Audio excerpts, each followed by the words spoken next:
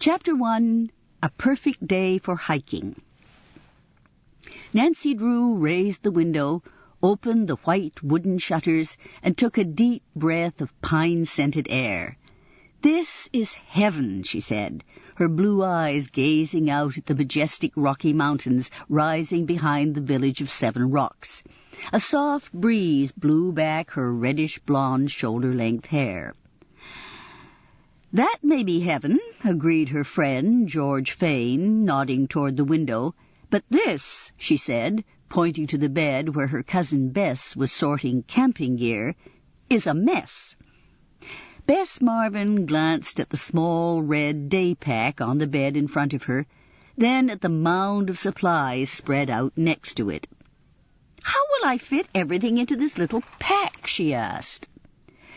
"Bess," said George, neatly zipping her own pack closed, "we're only going on a short hike.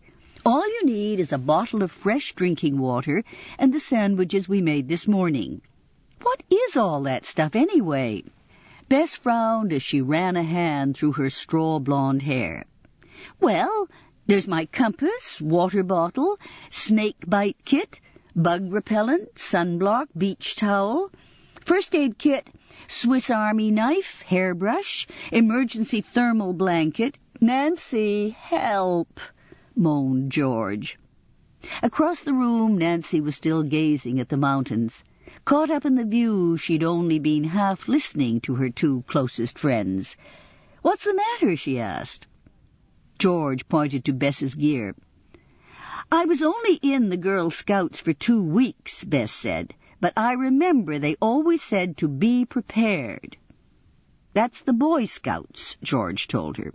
"It doesn't matter," Bess insisted. "You never know what will happen, especially when you're with Nancy Drew." Nancy laughed. "Am I that awful to travel with?" "Not awful," said George, smiling. "Just exciting."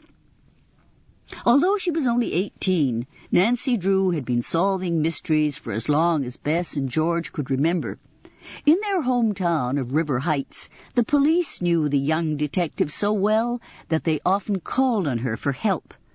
Bess and George had learned that even when they were away from home, mysteries had a way of finding Nancy.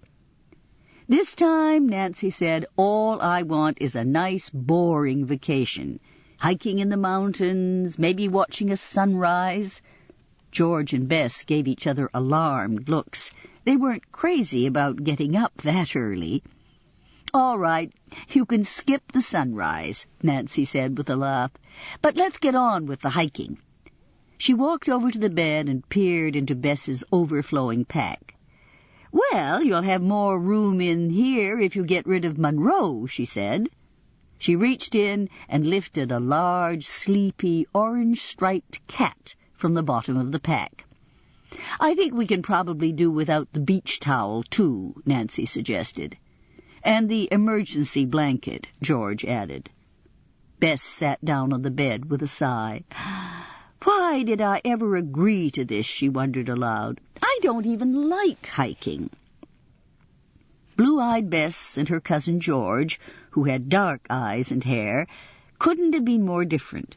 George, a natural athlete, was tall and slim and never seemed to gain an ounce.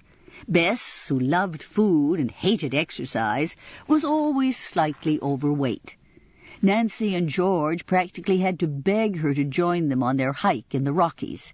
Now Nancy wanted to be sure her friend had a good time. "Think of this vacation as 2 weeks at a free spa," Nancy said. "After all, you keep saying you want to lose 5 pounds. And here we are, staying at a beautiful old Victorian house in the historic town of 7 Rocks. We've got nothing to do except go hiking in the gorgeous Colorado Rockies." "Aren't spas supposed to be relaxing?" Bess asked. "You know, the hot tubs, saunas, mud baths." Nancy looked round at the gracious, airy bedroom that the 3 of them were sharing. The Larson house had been built in the 1860s, and though it had running water and electricity, it was a long way from having a hot tub or a sauna. Nancy tried to think of something that would cheer up Bess. I know, she said. Maybe tomorrow we can check out some of those antique shops in town.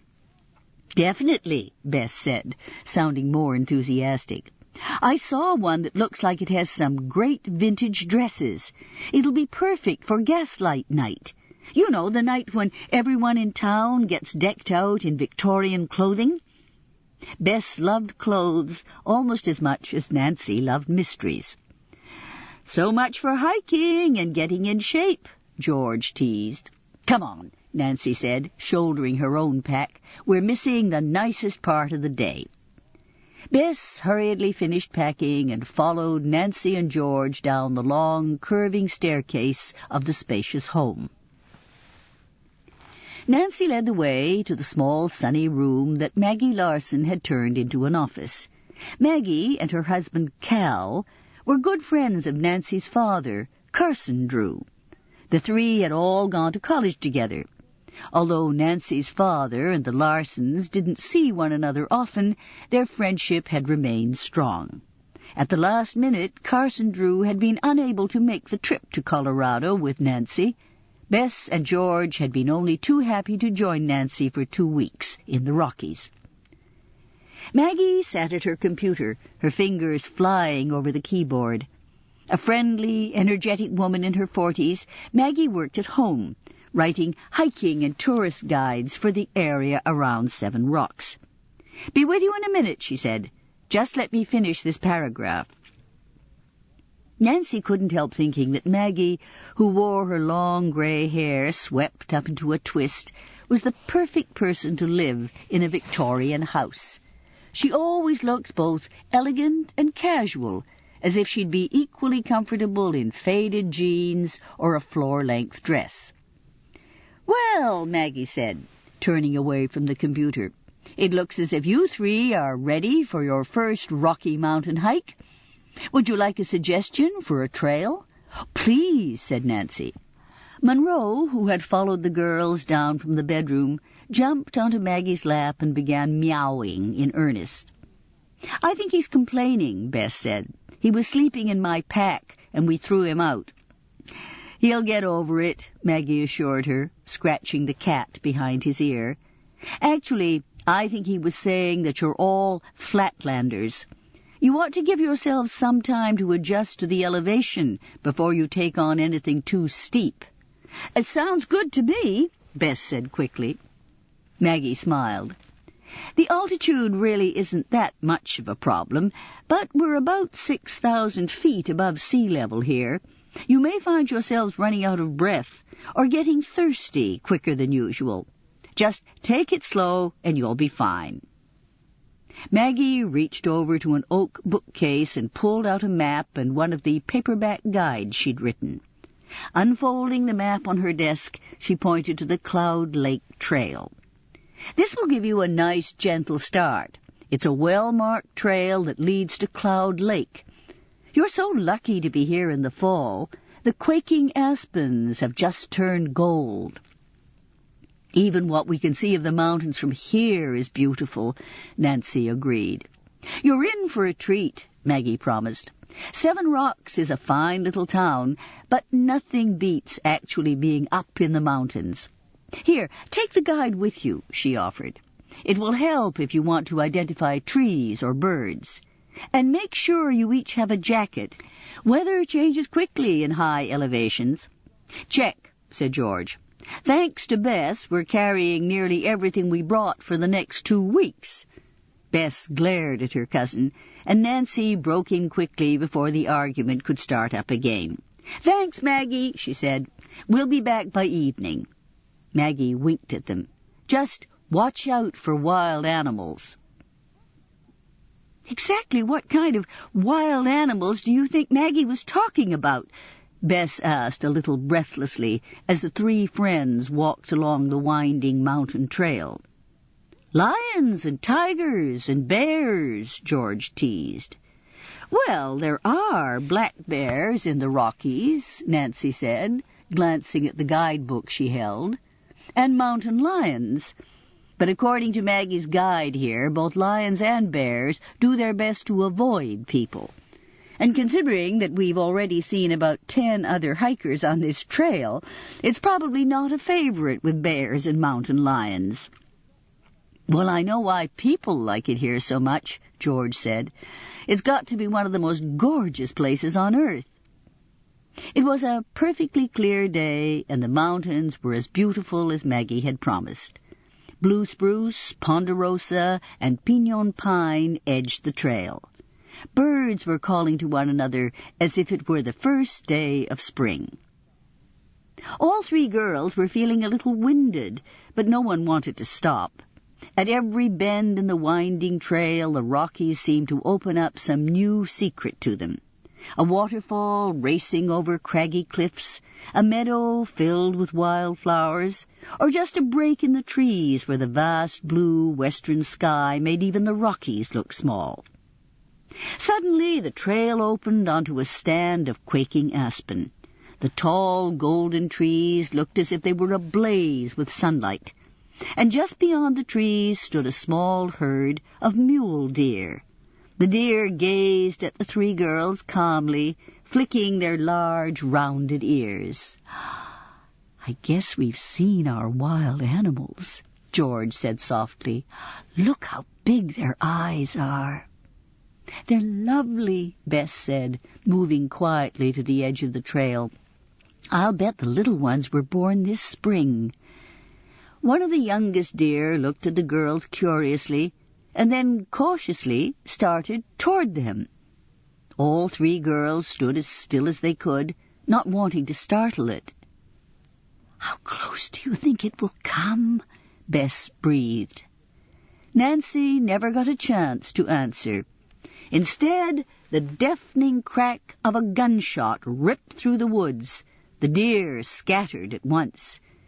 Then Nancy heard George scream, "Bess! Are you okay?" Chapter 2, A Missing Bear. Nancy rushed to Bess's side. "Bess!" she cried. "Are you hurt?" "Relax," Bess said, grinning up at Nancy and George. "I just got startled by the gunshot and lost my balance. I wasn't hit or anything."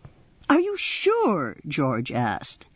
"Positive," Bess said, and brushed herself off. "Are the deer okay?" Nancy stood up and looked into the aspens. "I think so. They've all scattered. Still, that shot came awfully close to us." She turned and scanned the trees behind them. There was no sign of anyone. On instinct, she headed towards the darkest part of the woods. "Where are you going?" George asked, setting off after her. Bess was close behind. "To find out who fired that gun," Nancy replied. She stopped and waited for her friends. "Whoever it is could have hit one of us. He ought to be told he's firing into a hiking trail before he takes a second shot." "Nancy," Bess said nervously, "we really shouldn't go off the trail. I mean, we'll go with you," George interrupted. Moving carefully, Nancy made her way deeper into the woods. She was glad that George and Bess had chosen to come with her. Suddenly they heard a high-pitched yowl. It wasn't very loud, and it was coming from somewhere on the ground. Nancy's eyes searched the dense tangle of plants and roots. Then a movement on the forest floor caught her attention. A small spotted cat with big rounded ears gazed up at her. It opened its mouth and hissed. Nancy stepped back, startled. The cat also tried to back up, but there was something wrong with its right rear leg. It limped and cried out in pain. "You're hurt," Nancy said, kneeling a short distance away from the cat.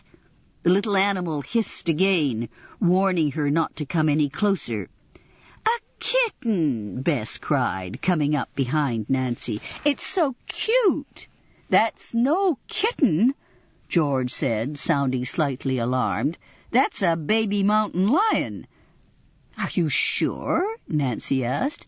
"I didn't think mountain lions had spots."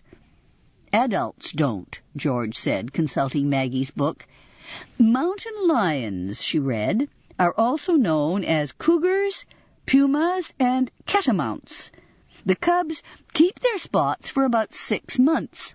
They are easy to recognize by the dark, almost triangular marks along the sides of the muzzle. She looked up from the book and frowned at the cub. That's definitely a baby mountain lion. Was it shot? Bess asked. Let me look, Nancy answered. I see blood on its leg. It looks like a fresh wound. That reckless hunter must have shot it and left it here helpless. It can't even get away from us. Bess dropped down beside the cub for a closer look. Immediately she jumped back as the cat tried to rake her with its claws. I don't think it wants to be touched, she said in a shaky voice.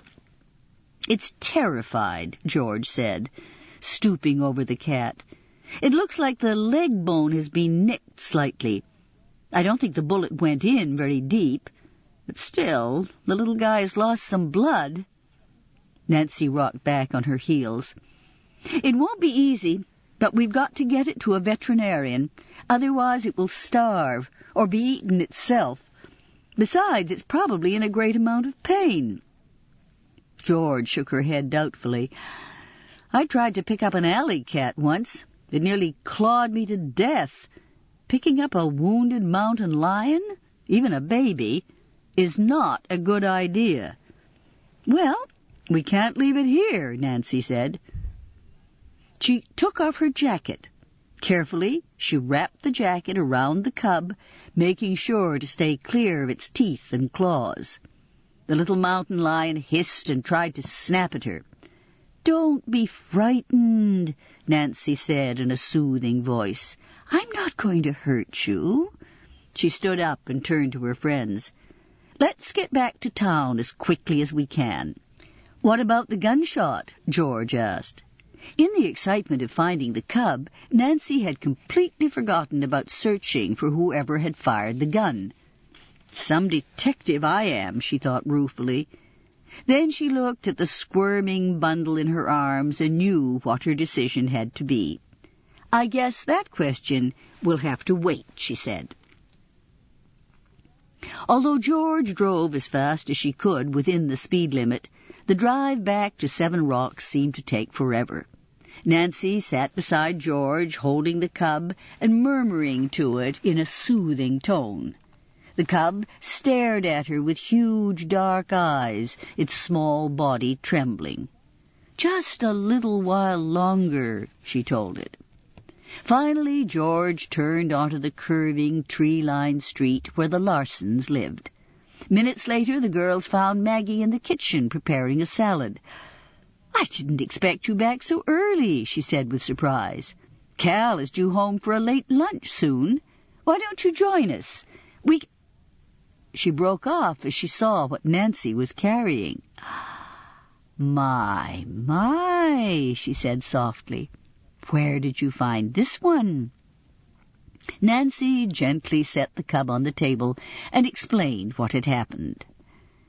You can bet that shot came from a hunter who was after those deer, Maggie said angrily. The fall hunting season just started. Every fool with a shotgun is out there tearing up the woods.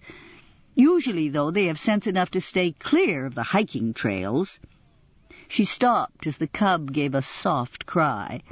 I'd better call Dr. Hutchins, the vet, she said briskly. Nancy stayed with the cub until Maggie returned a few minutes later, a worried expression on her face. Dr. Hutchins is on vacation for the next 2 weeks, she said. Is there another veterinarian in town? Nancy asked. Not in Seven Rocks, Maggie answered. You'd have to drive a good 75 miles to the next town for another one. But there is Paws. Paws? Nancy echoed. It's a wildlife rehabilitation center about 20 miles up the mountain, Maggie explained. Dana Walsh runs it. What they do there is take in injured animals, nurse them back to health, and then release them back into the wild. Dana's not a full-fledged vet, of course, but she and the people who work with her have had special training and lots of experience. I'm sure they can deal with this. Nancy looked at the little mountain lion again. It had grown much quieter since she'd brought it into the house. Was it calmer or just weaker, she wondered. "We'll try Paws," she told Maggie. Once again, Maggie took out a map and gave the girls directions. She was just finishing when the kitchen door opened and Cal Larson came in, looking unusually worried. A warm, easy-going man with a round face and a gray mustache, Cal was chief of the news desk for Seven Rock's daily paper, The Sentinel. "Sorry I'm late, Maggie," he said, kissing his wife on the cheek. "A hot story just came in over the wire. We had to rearrange the entire front page." "What is it this time?" Maggie asked. "A prison break, late last night," Cal said grimly, "from the federal penitentiary in Griffin." "But that's over 200 miles away," Maggie said. "Yes, but 5 prisoners escaped," her husband said. "None have been found yet, as far as we know. The 5 men could be headed in different directions. This story is going to be front-page news all over the country." Suddenly Cal noticed the 3 girls gathered around the map. "Aren't you all supposed to be hiking?" he asked in a joking tone. "And why is there a mountain lion on my kitchen table?" Maggie quickly explained what had happened. Cal muttered something angrily about careless hunters, and then offered to drive the girls up to Paws. "Thanks," Nancy said, "but Maggie just gave us great directions. I'm sure we'll find it. I think we ought to leave right now, though. This little fellow has to be fixed up." Bess navigated as George drove the yellow rental car up the mountain. Paws wasn't that far from town, but most of the route consisted of narrow, winding mountain roads. Nancy sat with the lion cub on her lap, feeling its heart racing furiously beneath her hand. "I can't fix your leg," she told it, "but I wish I could get you to stop being so afraid." The trembling cat gave a high-pitched cry. "There," Bess said, pointing to a wooden sign that read, "Pause." George slowed the car and turned onto a tree-lined gravel road. After about 2 miles, they passed 2 tall pillars on either side of the road. Another mile beyond that, they passed a deserted stone gatehouse. In the distance, the girls could see a huge 3-story house made of the same gray fieldstone. "Maggie didn't say this was an old estate," Bess said, sounding slightly awed. "Somebody must have had a lot of money and a craving for privacy," Nancy observed. George pulled to a stop in front of the main house. Immediately the front door opened, and a boy wearing a blue T-shirt and jeans came down the steps. He must have been about 19, Nancy guessed. He was slim and wiry and very tanned, with short dark hair. He had an intense expression on his face as he approached the car. "What are you doing here?" he demanded. "This is private property." "We're looking for Dana Walsh," Nancy said. "She isn't here," he said flatly. "You'd better leave." Nancy bit back an angry retort and instead held up the cub, who gave a low cry. "We found it on a trail," she said. "It's been shot in the leg." The boy's attitude changed at once. "Let me see it," he said gently, his gray eyes concerned. Somewhat reluctantly, Nancy got out of the car and handed him the cub. He laid it on the ground and examined it with deft, sure fingers. Nancy couldn't help being impressed. The cat stopped trembling almost as soon as the boy touched it. "The bone has been grazed by a bullet," he said, looking up at Nancy. "I can wrap it and splint it, but the cub should stay here for a few weeks until the wound mends. Unless you have a pen for it, that is." "No, we don't," Nancy said. glancing at Bess and George, who had gotten out of the car. "It'd be great if you could keep the cub here. By the way, what is your charge?" The boy stood up, gently cradling the cub. "None. Dana runs this place as a charity." Then he turned and headed back toward the house. "Wait," Nancy said, not ready to completely give up the young cub. "Can I come see it again?" The boy frowned. "That's not a good idea," he said. "Jessie," a female voice said sharply, "you don't have to be so rude." Jessie continued walking, his full attention now on the cub. Nancy turned in surprise to see a young woman of about 25 stepping out from the woods that bordered the estate. She was wearing jeans, hiking boots, and a plaid flannel shirt. Her long brown hair fell to her waist in a single thick braid. "Dana Walsh," said the woman, holding out her hand. Nancy liked her at once. "I apologize for Jessie," Dana went on. "I'm afraid he's not very friendly." "You can say that again," George muttered. Nancy looked back toward Jessie, but the boy was gone. "I'm Nancy Drew," she said quickly, "and these are my friends, George Fane and Bess Marvin." "What was wrong with the cub?" Dana asked.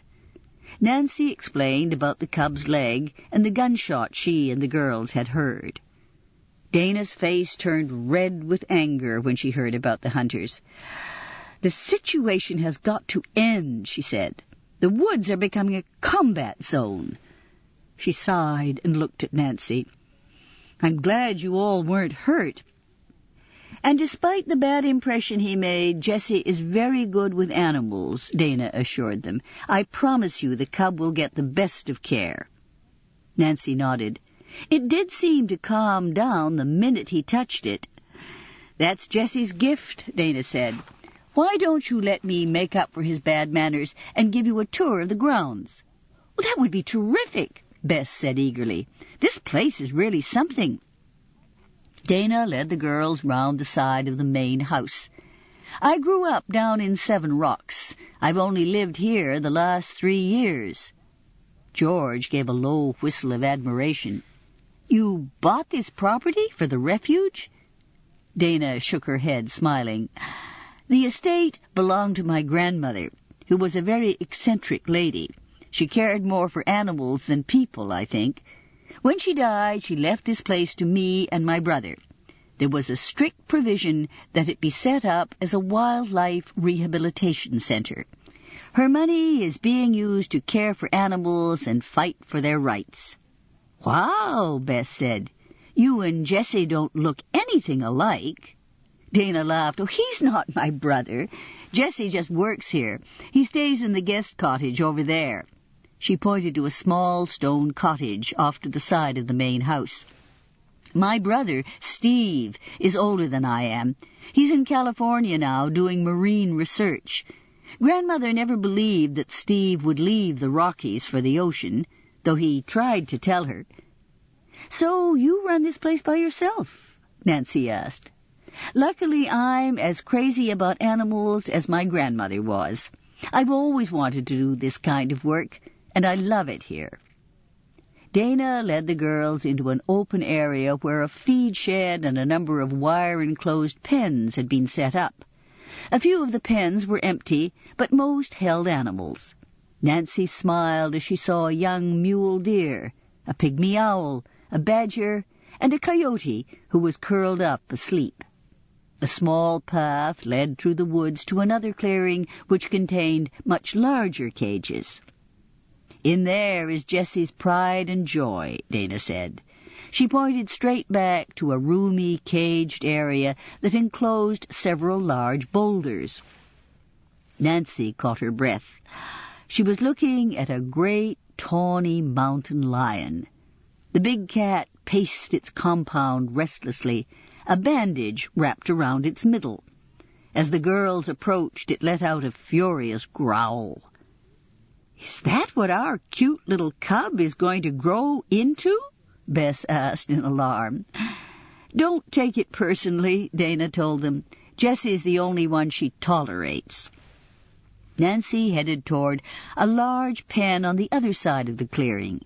It contained a dish of water and an empty feeding bowl. The door to the pen was open, and the pen was empty. "Dana," Nancy called, "what kind of animal is staying in here?" "That's our—" Dana's face turned pale and her eyes opened wide. "Oh, no," she cried. "The black bear is loose." Chapter 3. The Ghost of the Midnight Mine. "Why would anyone do this?" Dana asked in stunned disbelief. "That animal was injured." "How do you know someone let it go?" Nancy asked. "Could the bear have gotten out on its own?"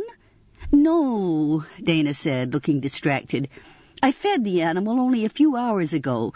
I fastened the latch myself, and then stood there and watched the bear eat." Nancy could feel her heart quicken. "Maybe we can help," she said. Dana gave a short, humorless laugh. "I've got to call my volunteers and start searching the woods. That bear was a bad-tempered animal to begin with. We've got to find it before someone else does. I don't even want to think about what it might do if it's still hurting." She looked at the three girls and shook her head. "I'd ask you to join the search, but you're not trained to." "Nancy's a detective," George put in. "She may be able to figure out what happened." "I'm sure she can help you," Bess added. "Well, that would be great," Dana agreed. "Look, I've got to call the others now. Will you be all right if I leave you here? I can send Jessie out to help you." "Well, that's all right," Nancy said quickly. "I'd rather look around on my own, if that's okay." "Fine," Dana called. She was already heading back to the house. "Let me know what you find." Nancy examined the pen closely. There were no obvious clues. She looked at the fastening device. It was simple to open, a matter of unfastening a latch and twisting a few wires. A bear couldn't spring the latch, but any person could have opened the pen easily. George must have read her thoughts. "It's meant to keep an animal inside, not a human out." "Exactly," Nancy said. Her gaze swept the huge compound. "Why don't we split up?" she suggested. "That way we can check the entire compound and the area around the house for clues. Then we'll meet back here." Bess and George readily agreed. 25 minutes later, Nancy was the first one back at the bear pen. She hadn't found a thing. Except for the bear cage, everything at Paws seemed orderly and undisturbed. She jumped a little as the mountain lion growled behind her. "You're no help," she told it. Frustrated, she stared at the bear pen once more. Then she noticed something she hadn't seen before.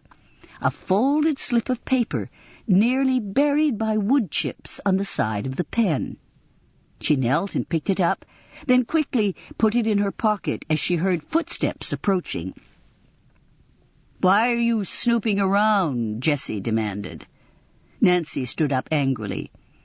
"Someone released a black bear from this pen," she told him. "I'm trying to find out who did it." She hesitated a moment. "Maybe you know something about it." Jessie shot her an impatient look. "Listen," he said, "I nearly got my hand torn off trying to bandage that bear's wound. The last thing I'd do is mess with an animal like that when it's still hurt. If you knew what was good for you, you'd get out of here right now." He looked at her menacingly. Behind her, Nancy could hear the cat's low hiss. Jessie stopped as Bess's cheerful voice floated into the clearing. "Find anything, Nancy?" "Only our friend Jessie," Nancy called back just as cheerfully. Jessie glared at her for a moment, then pushed past her. Nancy watched as he crouched in front of the mountain lion's cage, talking to it in a low, soothing voice. The big cat gave one last fierce growl. Then it sat on its haunches, its golden eyes fixed on the boy. "George is waiting for us in the car," Bess reported. "We didn't find a thing." "I'll meet you in the car in 5 minutes, Bess. I have to talk to Dana. Is she still in the house?" Nancy asked Jessie. "No," Jessie replied, without looking up at Nancy. "She's out looking for the bear." Nancy circled the compound quickly, but couldn't find Dana anywhere to show her the note. Not feeling welcome with only Jessie at the compound, Nancy decided she'd call Dana when she got back to the Larsons. As the girls drove back to 7 Rocks, Nancy carefully unfolded the slip of paper she'd found beside the cage. Centered on the page was a slightly smudged charcoal sketch of a cat. The cat was sitting tall, staring straight ahead. Nancy felt herself shiver. Although it was crudely drawn, there was something menacing about the cat. It looked as if it were waiting to attack, and beneath the cat were 2 short sentences. "I found you. Now I'm going to take you apart." "Well, did you find Paws?" Maggie asked as the 3 girls entered the house. She was sitting at the dining room table, proofreading one of her manuscripts. "That and more," Nancy answered, sinking into a comfortable wing chair. At the tone in Nancy's voice, Maggie looked up from her work and frowned. "What's wrong?" "We met Jessie, for starters," George told her.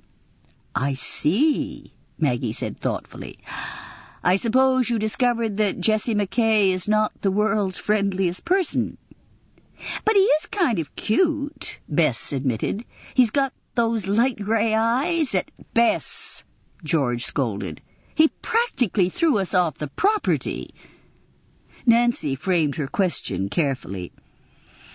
"Maggie, can you think of anyone who'd have a reason to threaten Dana Walsh or Jesse McKay?"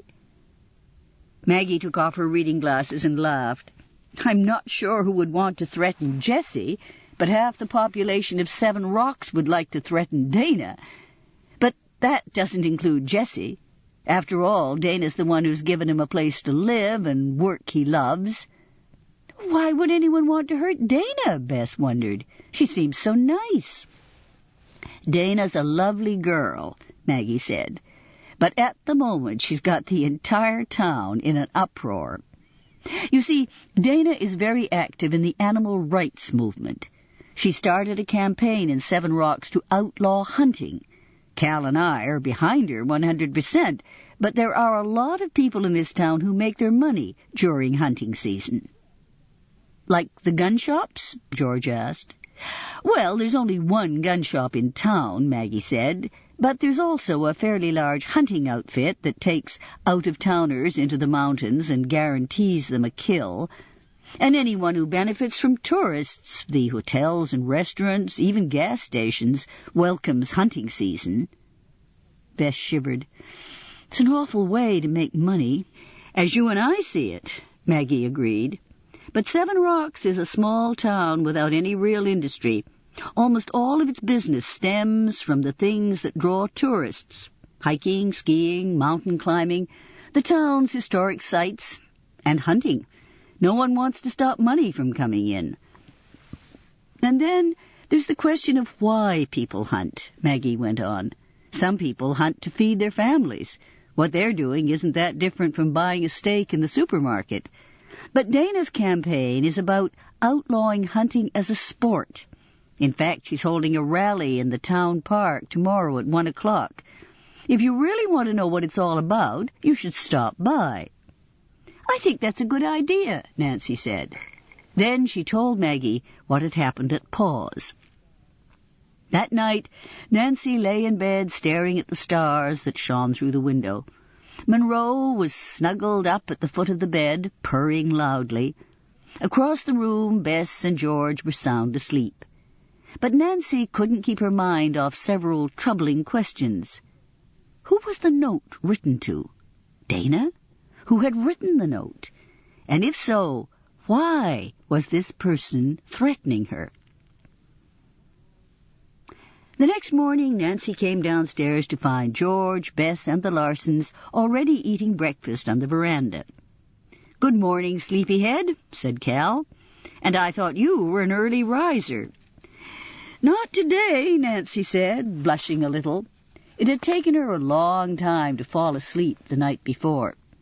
The more she'd thought about what had happened at the refuge, the more convinced she was that Dana was in danger.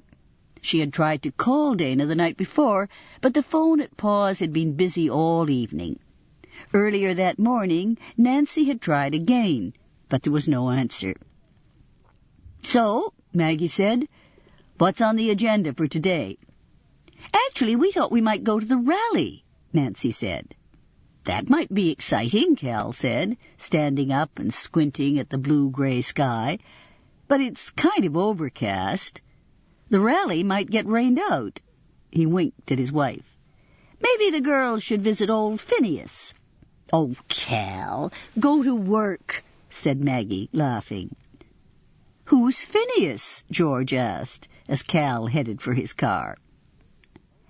"Phineas Josiah Armbruster opened the Midnight Silver Mine in 1885, Maggie explained. He claimed that he dreamed the location of the silver one night exactly as the clock struck midnight. He picked a spot on the upper slope of the mountain that rises behind the town. Anyway, the Midnight was Seven Rock's only successful mine. It yielded silver for about 2 years. Then, in the winter of 87, a snowslide sealed the mine, with Phineas and 3 of his miners inside. They recovered the bodies that spring, but no one was ever able to get another ounce of silver out of that mine." "And Cal wants us to go there?" Bess said, looking slightly anxious. "He was only teasing," Maggie assured her.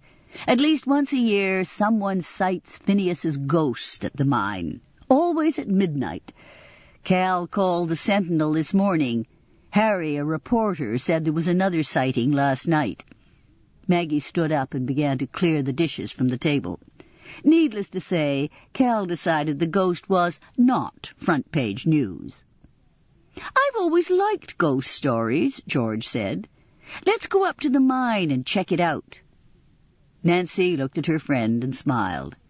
Ghosts didn't scare Nancy either. She had investigated more than one haunted house, and she'd never found a real ghost. But often she'd found that when people reported ghosts, there really was something unusual going on. "I think that'd be a perfect thing to do before the rally," she said. "Nancy!" Bess wailed. "It's all right," Nancy said quickly. "If you don't want to come, you can hang out here and meet us at the rally." "No," Bess said loyally. "I'm not abandoning you guys. Count me in." "Well, here we are," Bess said nervously. The 3 girls were standing in front of the brass memorial to Phineas Josiah Armbruster. Behind them rose the 7 huge granite cliffs that gave the town of Seven Rocks its name. Yesterday Nancy had thought it one of the most spectacular settings she'd ever seen. But today, under gloomy skies, there was something forbidding about the cliffs, especially here on this deserted mountain slope. Nancy wasn't afraid of ghosts, but she too felt strangely uneasy, as if someone were watching her. Directly in front of the girls was a low, boarded-up structure that had once led into the mine. The mine itself had been closed years ago. Now there was just a series of illustrated signs telling the story of the Midnight Mine. George read the signs quickly and frowned. "You mean we can't even go in?" "That's fine with me," Bess said. "Don't you know these mine shafts were always caving in on people?" A cool wind blew through the fir trees. "You've got a point," Nancy told Bess. Nancy walked round the area carefully, searching for any signs of the ghost. The ground was littered with the usual assortment of gum wrappers, cigarette butts, and bottle tops left by other tourists. "I hate to say it," George said, "but I don't see anything unusual here." "Neither do I," Nancy admitted. "I'm not even sure what it is I'm looking for. I can't help feeling there's something I'm overlooking, though." "Shopping," Bess said firmly. We've been in 7 Rocks for over 24 hours, and we haven't been in one store. We haven't checked out that ice cream parlor either." "All right," Nancy agreed, laughing. "We'll go back to town and go shopping until the rally starts." The girls got back into the car, with Nancy behind the wheel. She was pulling away from the mine when she suddenly slammed on the brakes. "What is it?" George asked. "I just looked in my rear-view mirror," Nancy answered, "and I swear I saw a man wearing a long coat go into the mine." Chapter 4. A Threat. Nancy put the car in reverse and drove straight back to the abandoned silver mine. Seconds later, she stopped the car and got out. She was determined to find whoever it was she'd seen entering the mine. But there was no one. The boarded-up entrance was still covered with the same cobwebs the girls had seen earlier. Except for the sounds of Bess and George getting out of the car, the midnight mine was completely silent. "I know I saw someone," Nancy said. "A man wearing a long coat and a hat. It looked like he walked straight into the mine." "How?" George asked. "There's no way he could have gotten in without prying off these boards." "Unless it was Phineas," Bess said in a small voice. "No, he only comes out at midnight," George joked. Nancy shook her head. "This guy was real, I'm sure of it. There has to be a good explanation for how he vanished." She searched the area one last time and then gave up. "All right, Bess," she said. "I think I'm ready for someplace tame. How about that ice cream parlor?" Nancy scooped the last bit of her mocha ice cream soda from the tall, frosted glass. "That's exactly what I needed," she said with satisfaction. "Me too," Bess agreed. "This is much better than that creepy old mine." George glanced at her watch. "The rally's about to start," she said. The 3 girls paid for their ice cream and headed for the town park. It was easy to find the rally. They followed the crowds heading toward the bandstand in the center of the park. Posters had been put up on most of the trees. One of them showed 2 tiny spotted mountain lion cubs. Beneath their picture were the words, "Yesterday their mother was shot." Nancy winced, thinking of the cub they'd found. "Look at all these people," George said in amazement. "You'd think it was a rock concert." Just then a bearded man handed Nancy a flyer about stopping hunting in 7 Rocks. Moments later, an elegantly dressed woman handed her another flyer. It said that hunting was a legal activity that helped control wildlife populations. Before Nancy could read much of either one, Dana Walsh took the stage. "Anyone who has ever had a pet knows some basic facts about animals," she began. "Like humans, they like to play and sleep and be well fed. They care for their young. They feel hunger, fear, pain, anger, pleasure, loyalty, and love." The crowd became quiet as Dana continued.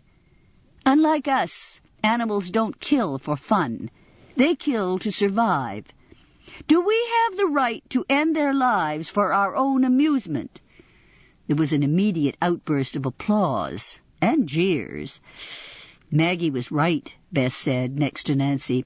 "The town is completely divided over this issue." Dana spoke for a few more minutes. Nancy scanned the crowd. She had to agree with Maggie. There was a number of people here who had reason to threaten Dana. Could one of them have sabotaged the refuge? Nancy wondered. "Put an end to hunting in 7 Rocks now," Dana finished, with her fist raised high. There was a mix of applause and angry calls as she left the stage. Then a burly man took her place. He began to talk about the delicate ecosystem of the Rockies. Dana threaded her way through the crowd to Nancy and her friends. "You were terrific," George said warmly. Dana wiped her brow with exaggerated relief. "Thanks," she said. "I'm always so nervous when I have to talk to a crowd." "Well, you convinced us," Bess assured her. "Did you find the bear?"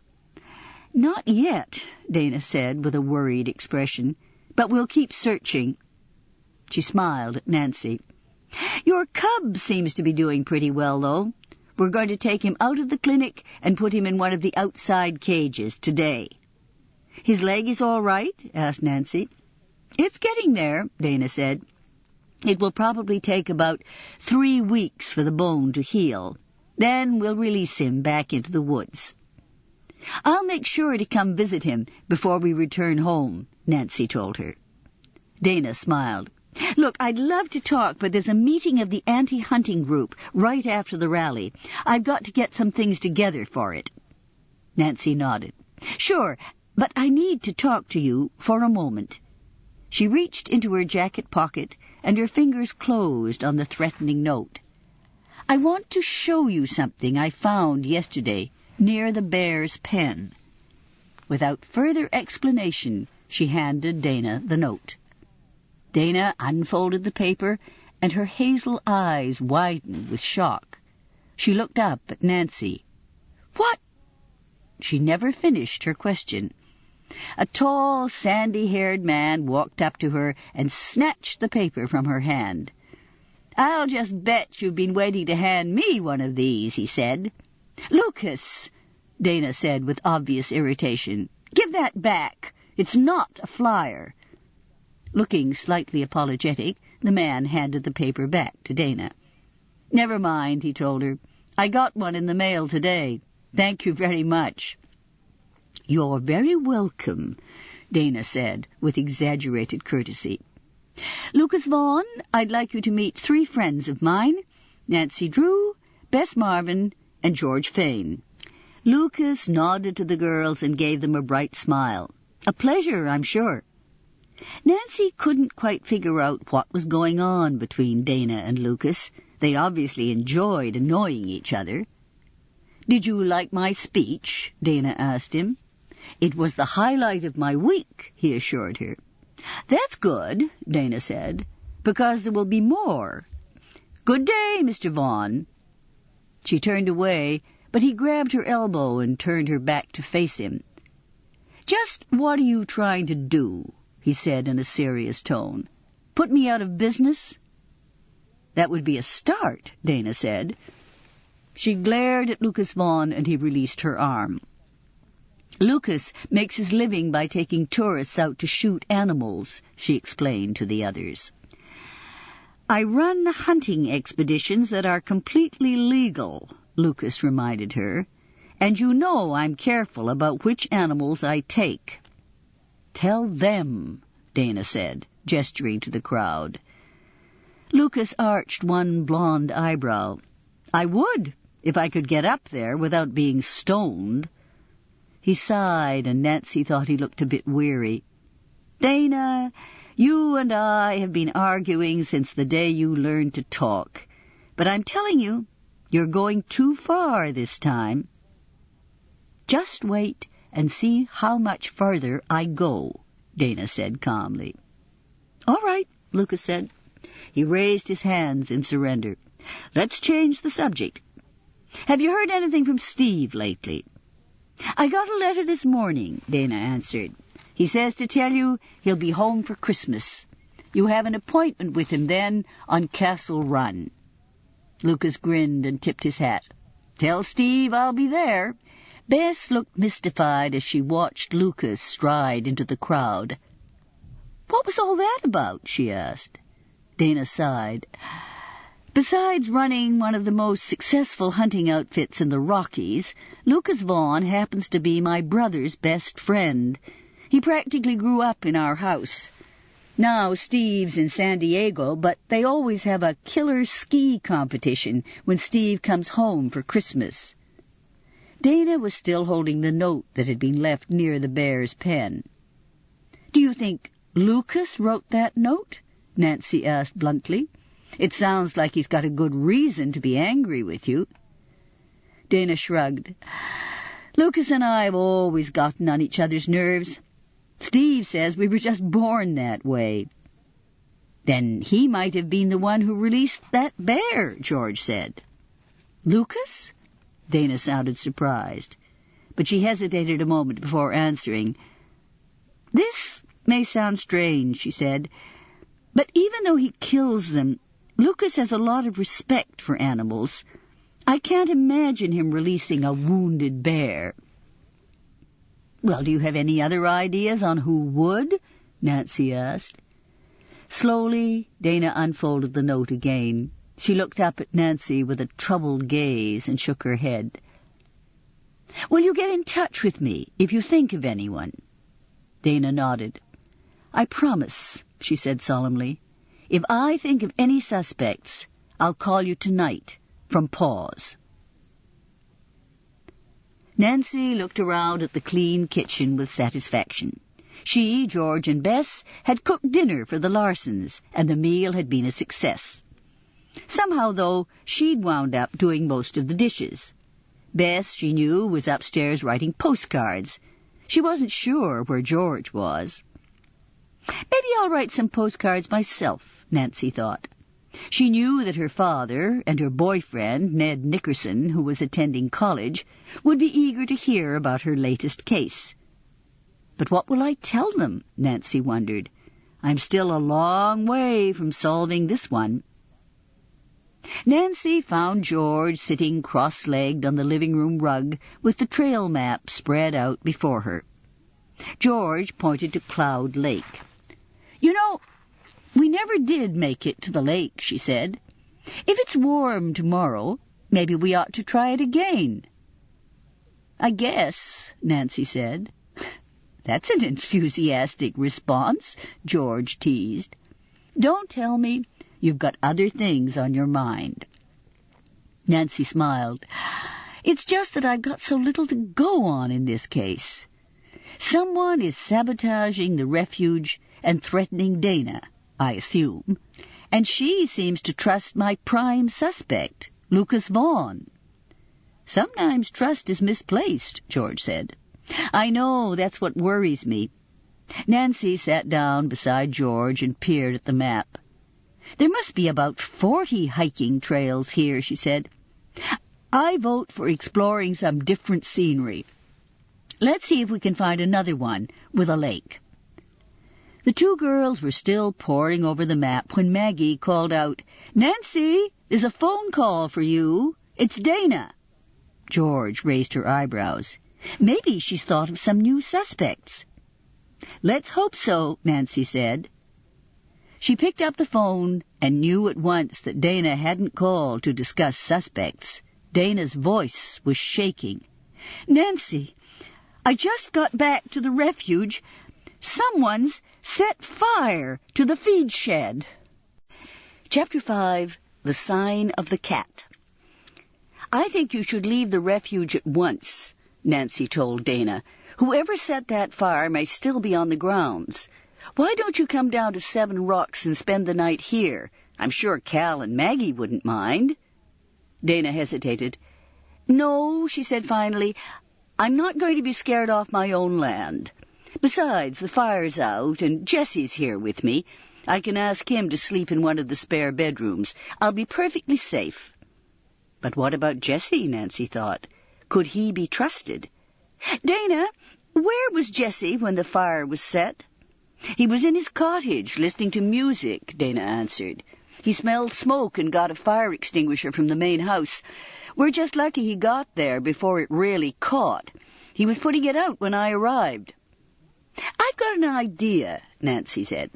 "What if George and Bess and I come up there and spend the night with you? We could make popcorn and—" "Thanks, but I'll be fine," Dana said. "Jessie and I checked the grounds. There's no one here except the animals, and they're all secure in their pens. I just thought you should know what happened. I'll be okay, really. I guess I just got a little panicky." Nancy ran an impatient hand through her hair. "It's too dark now, but I'd like to take a look at the feed shed. How about tomorrow?" "That'd be fine," Dana said. She sounded much calmer than she had at the start of the conversation. "Don't worry," she told Nancy. "I'm sure everything will be all right." "I certainly hope so," Nancy said, and hung up the phone. "I'm beginning to think Bess had the right idea sleeping late," Nancy said breathlessly. It was just after 7 in the morning, and she and George had decided to go for an early run. "Me too," George huffed. "Maggie's book says it takes about 2 weeks for the body to adjust to the change in elevation," Nancy said. "Great," George said. "As soon as we adjust, it'll be time to leave." "I think," Nancy said, taking in a deep breath, "that this might be easier if we didn't try to talk." George grinned and gave her a thumbs-up sign. By now the girls were already well out of town. Aspens and evergreens lined the road on either side of them. The morning air was cool and fragrant, and all was quiet except for the occasional chirp of a bird. Nancy settled into a smooth, even pace, enjoying the autumn colors. Suddenly, Nancy heard a truck behind them accelerate quite loudly. She turned to see a battered blue pickup truck with a gun rack, increasing its speed. Then the truck swerved abruptly, heading straight for them. "George!" Nancy screamed. "Get off the road!" Instinct took over, and Nancy dove for the side of the road. She landed hard on the steep bank of a hill and immediately began rolling downward. With a thump, she came to a stop against a tree. Another thump told her that George had landed somewhere nearby. Nancy waited for the world to stop spinning and then slowly sat up. Her left knee and both elbows were scraped, but nothing else hurt. George sat a short distance away, holding her left ankle. She looked over at Nancy. "Are you okay?" she called. "I'm fine," Nancy replied. "But you're not, are you?" "Well, I don't think it's anything serious," George reported. "My ankle's starting to swell, but I can move my foot. It's probably just a sprain." Nancy got up and began searching the ground for something that would serve as a walking stick. "Don't worry," she told her friend. "We'll get you out of here." She found a thick branch about 4 feet high and gave it to George. "Do you think you could stand if you use this for support?" "No problem," George said, with a trace of her usual smile. She got to her feet slowly and began to hobble up the embankment. "Are you in a lot of pain?" Nancy asked. George winced. "Only when I do something dumb, like put weight on my foot." Finally they reached the road. "We must be about 3 miles from 7 Rocks," George said, breathing hard. "At this rate, we'll make it back by nightfall." "Take your time," Nancy said patiently. "We can stop and rest whenever you need to." But despite her calm tone, Nancy was worried. She was convinced that the blue pickup running them off the road hadn't been an accident. Someone knew she was on the case and wanted her off. What if that someone came back? They hadn't gone more than half a mile when a shiny white pickup slowed to a stop beside them. Lucas Vaughn leaned out the window. "Morning, ladies," he said, giving them a friendly smile and looking down at George's foot. "Looks like you could use a ride." "Could we ever?" Nancy told him, and she and George climbed in the truck. "How did you manage to do that?" Lucas asked, shifting the truck into first. Lucas frowned as George told him the story. "A battered blue pickup with a gun rack," he mused. "Did either of you catch the license plate number?" George shook her head. "It happened too fast." "Crazy drivers," Lucas said. "Well, don't worry. I'll get you back to town, and Maggie will take good care of you. That woman can handle anything." Nancy studied Lucas Vaughn's handsome profile. He seemed genuinely concerned about George. Somehow, Nancy couldn't believe he'd had anything to do with running them off the road. But was Lucas the one sabotaging the refuge? She decided to take a direct approach. "Dana called us last night," she began. "Lucky you," Lucas said. Nancy ignored his comment. "Someone set fire to the feed shed up at Paws yesterday," she went on. Lucas shrugged. "Maybe Miss Walsh is finally getting what's coming to her." "Sounds almost like you approve," George said. "You can be sure I had nothing to do with it. I run a business," he told them. "I don't have time for tricks like that. Why don't you check out that weird McKay kid who works with her?" "I intend to," Nancy assured him as they passed a sign welcoming them to 7 Rocks. "Why do you think Jessie is weird?" "Why?" Lucas gave her a look of disbelief.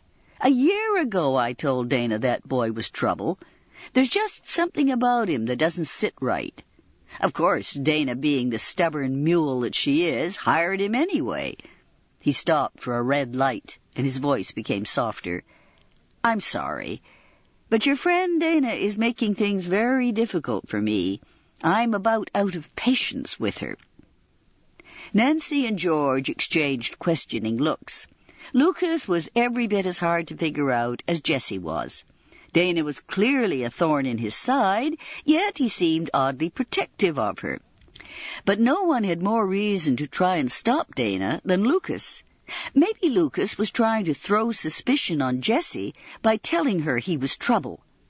Nancy knew she had to find out more about Lucas Vaughn. But how? Then he surprised her by saying quite cheerfully, "I've decided it's time to change my tactics. I'm going to give hunters some good publicity for a change. Tomorrow, Vaughn Outfitters is holding an open house. We'll be giving tracking, archery, and marksmanship demonstrations, along with talks on stalking some of the bigger game animals." Nancy spoke up quickly. "If it's all right, I'd like to come." Both George and Lucas looked at her in surprise. "Do you hunt?" he asked. "Not animals, only criminals," Nancy answered, as he pulled up in front of the Larson house. George lay on the Larsons' living-room couch, propped up on an assortment of flowered pillows. Monroe sat purring on her stomach. Nancy watched worriedly as Dr. Yan gently removed an ice pack and examined George's injured ankle. "Well," the doctor said at last, "you do have a mild sprain. Your ankle should be fine in a day or so if you stay off it." "She will," Maggie promised, entering the room with another fresh ice pack. Dr. Yan smiled and reached for his bag. "I can see I'm leaving you in excellent hands." The doctor had no sooner left than the doorbell rang again. "Do you think that's Bess?" George asked. "Where is she, anyway?"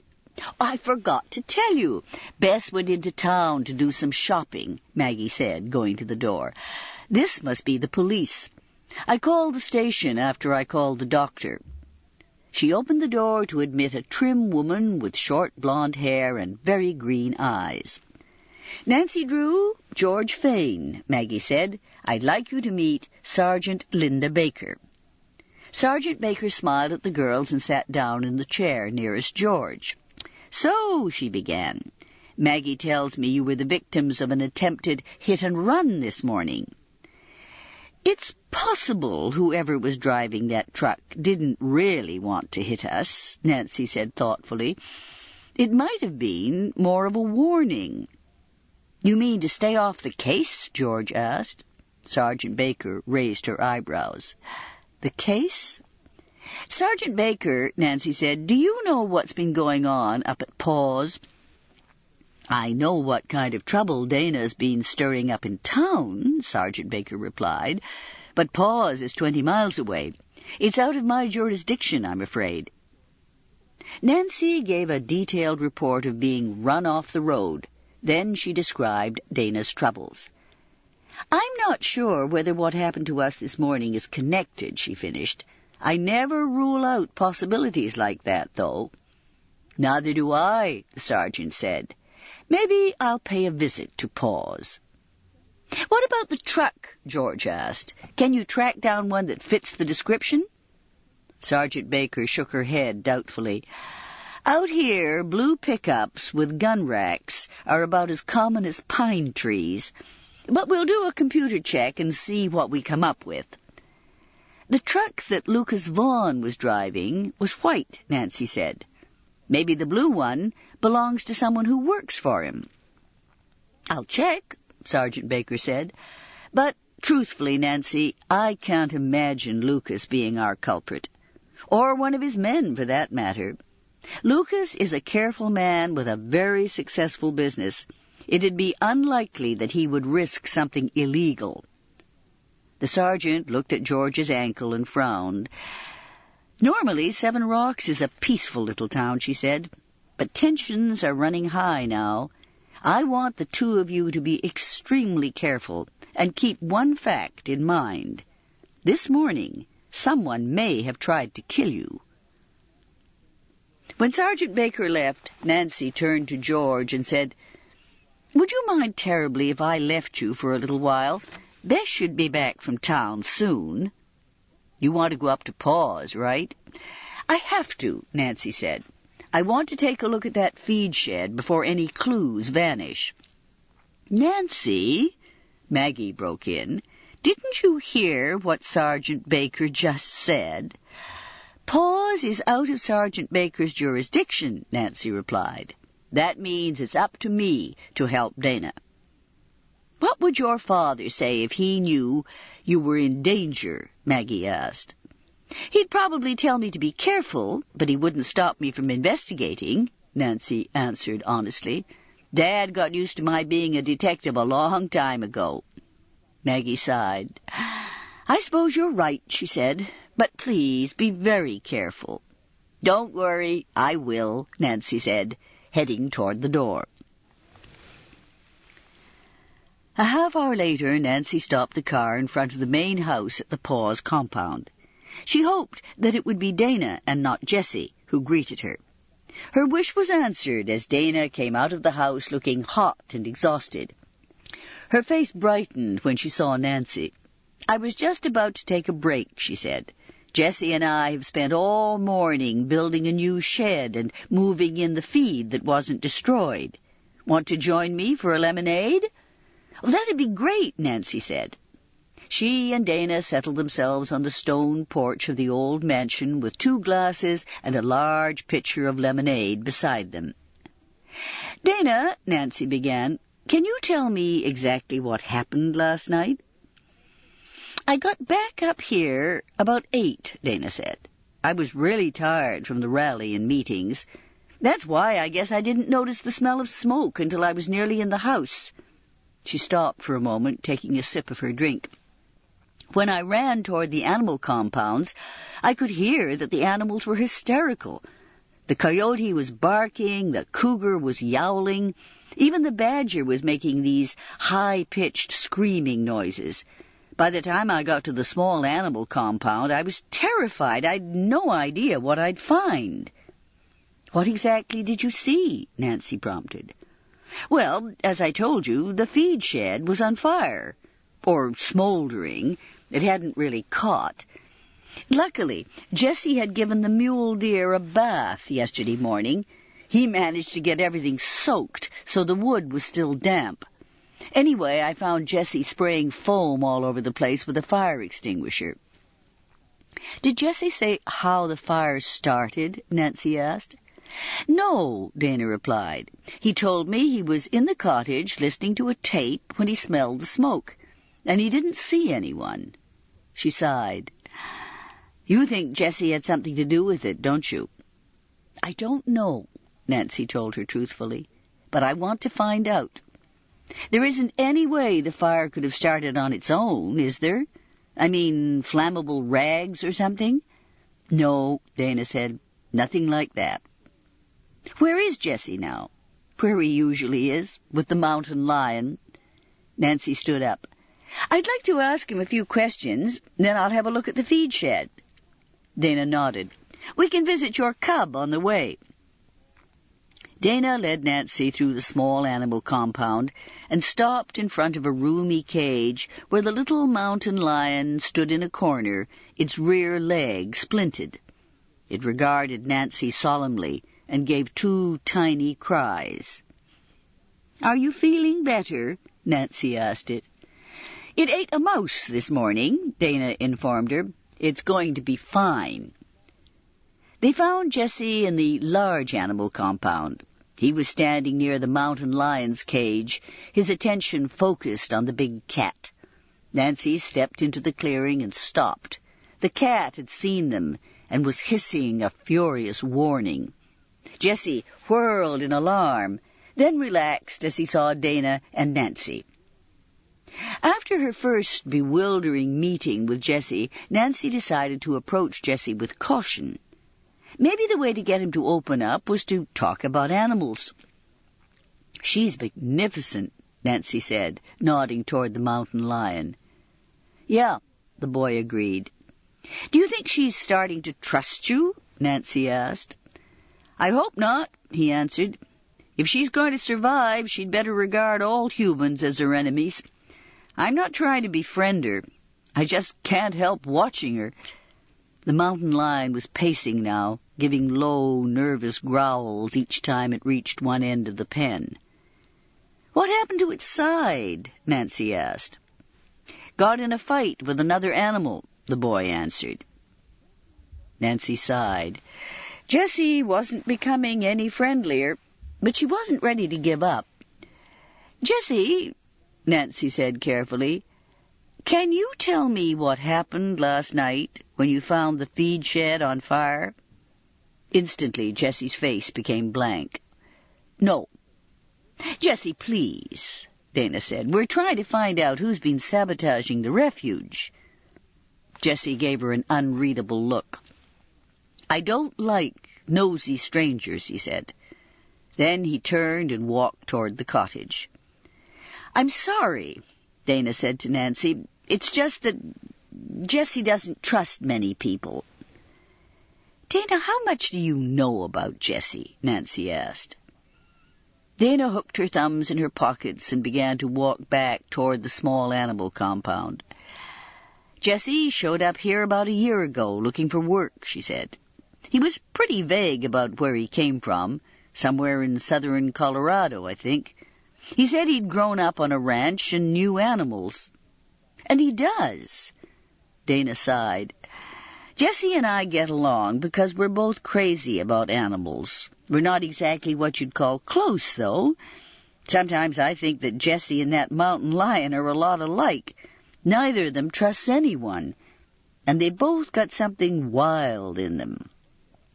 "Well," Nancy pressed, "is there anything about Jessie that would give you cause for suspicion?" Dana shook her head. "I've never met a better worker," she answered. "I trust Jessie McKay completely.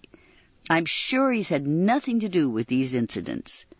Now, if you'll excuse me, I want to look again for that bear while it's still daylight. I'll be in touch with you, and thanks for your help." Nancy walked to the feed shed and found it to be just as Dana had described it. The small wooden structure was partially burned, and the smell of charred wood lingered in the air. Nancy examined the site carefully. She chided herself for not asking Dana to leave it untouched until she'd had a chance to look at it. Picking up a large stick, Nancy began to poke through the burned debris. She sifted through sticks, bits of wood, the remains of a burlap feed sack, and suddenly her eyes lighted on a piece of an envelope. Her heart pounding, Nancy knelt and picked up the envelope. Most of it had been torn off, and whatever message had been inside was gone. But Nancy could see that the envelope was addressed to Jessie, and in the corner was the sign of the cat. Chapter 6, A Trap. Nancy stood staring at the drawing of the cat on the torn envelope. Whoever was sabotaging Paws wasn't after Dana. He or she was after Jessie McKay. But what if the culprit was working with Jessie? The envelope might have been a message to him. That theory was shaky, Nancy realized. There was no good reason for Jessie to endanger either Dana or the refuge. The one thing she knew for sure about Jessie was that he genuinely cared about animals. So why would he be mixed up in anything that would harm them? Nancy shook her head and slipped what remained of the envelope into her jacket pocket. She was no closer to solving this mystery than she'd been that morning, but she had proof that Jessie and the sign of the cat were connected. Now what? She asked herself. She was tempted to confront Jessie with the envelope, but confronting Jessie on anything didn't seem to work very well. Lost in thought, Nancy made her way back to her car. She stopped as she rounded the corner of the main house. There was a rustling sound in the woods to the side of the house. It could be the wind, or a rabbit, or even her imagination. Then there was another sound that definitely was not in her mind, the sound of a car door slamming. At the very end of the estate's drive, Nancy saw a battered blue pickup. It was swinging out of a thicket where it had been concealed. Before she even reached her car, the blue truck tore out of the drive. As quickly as she could, Nancy got into her car and started after the truck. Flooring the gas pedal, she raced along the estate road. She reached the main road just in time to see the blue pickup heading down the mountain. What a place for a chase, Nancy thought, as she followed the truck. The mountain road was one hairpin turn after another. Ahead, Nancy heard the tires of the blue pickup screeching. I'll just have to risk it, Nancy told herself. Rounding a curve, she picked up speed. The yellow rental car swerved to the side, skidding dangerously close to the edge of the mountain. For a moment, Nancy was sure that the car was out of control, but with her quick reflexes, she steered it back onto the road. Nancy wished she had her own blue sports car, which handled much better than the rental. Nancy continued to pursue the truck, determined to find out who drove it. But she couldn't go much faster than 30 miles an hour and still take the turns safely. By the time she was halfway down the mountain, Nancy knew she'd lost the blue pickup. It was almost dark when Nancy returned to Seven Rocks. As she got out of her car, she met Maggie and Cal coming down the walk. Cal was dressed up, wearing a light tan jacket over darker pants. Maggie looked elegant in a simple lavender dress. "Where are you two going?" Nancy teased, glad for a distraction from her case. "This looks like a formal date." Maggie gave her husband's outfit a look of mild disapproval. "Yes," she said, "this is about as formal as Cal gets." Cal pretended to be offended. "We are going to the opera," he said, in a mock British accent. "My wife has decided I'm in need of culture." "What?" Maggie demanded indignantly. "You're the one who insisted we get tickets." Cal kissed her, laughing. "We'll sort it out in the car." He turned to Nancy. "You'll find George and Bess inside." "How is George?" Nancy asked. "The swelling in her ankle is down," Maggie answered. "Bess is already threatening to tie her to the couch if she doesn't take it easy." Maggie smiled. "I believe Bess already has your evening organized. Have fun." Nancy soon discovered that Bess indeed had everything planned. "We need a quiet night," she said, looking meaningfully at George. "I've already had a quiet afternoon," said George. "Good." Nancy sat down on the couch beside her friend. "Are you feeling better?" "I'd feel a lot better if Nurse Bess would let me get up," George complained. Nancy's blue eyes sparkled with amusement. "I'm glad you're well enough to give us a hard time, but don't forget what Dr. Yan said." "Exactly," Bess chimed in. "Come on, George, we'll have fun. I've made popcorn and rented a movie." She held up a box. "I even found Maggie's Scrabble game, just in case we all hate the movie." "What did you rent?" Nancy asked. Bess looked a little sheepish. "Well, I could only get my fifth choice. Seven Rocks only has one video store. I wound up with an old Western." Nancy laughed. "Turn it on, partner. I could use some exciting entertainment." "You're not going to tell us what happened up at Pa's?" George asked. "After the movie," Nancy promised. Bess brought in the popcorn, and the three girls curled up in front of the TV. Nancy allowed herself to be drawn into the Western. It was the story of two brothers. One was a sheriff, and the other a cattle rustler. Of course, the sheriff wound up trying to arrest the cattle rustler. The cattle rustler was always doing things like stealing the sheriff's girlfriend and hiding in a horse trough when his pursuers got too close. Monroe settled himself beside Nancy. She scratched him absently behind the ears, and he purred contentedly. Nancy thought of Dana's speech. Here was an animal who showed trust, affection, intelligence, and a bit of temper if rubbed the wrong way. "This is great," Bess said enthusiastically, as the cattle rustler engaged in a long kiss with the woman who ran the saloon. "I'd be in love with the cattle rustler, too. He's so much more exciting." Nancy's attention went back to the TV. "He's definitely got more style," she agreed. George said, "I'm with you." Nancy yawned, content to lose herself in the movie. Sometime after the cattle rustler held up a train and stole an emerald ring for his lady, she fell asleep. She awoke with a start to hear Maggie shouting, "Cal, no! Don't move!" "What's going on?" Nancy asked sleepily. Bess started toward the door. Nancy was beside her instantly, turning on the porch light and opening the front door. "No!" Maggie and Cal shouted at the same time. "Don't come out!" "Oh!" Nancy and Bess said together. On the veranda, centered right in front of the door, were the gleaming metal jaws of an open steel trap.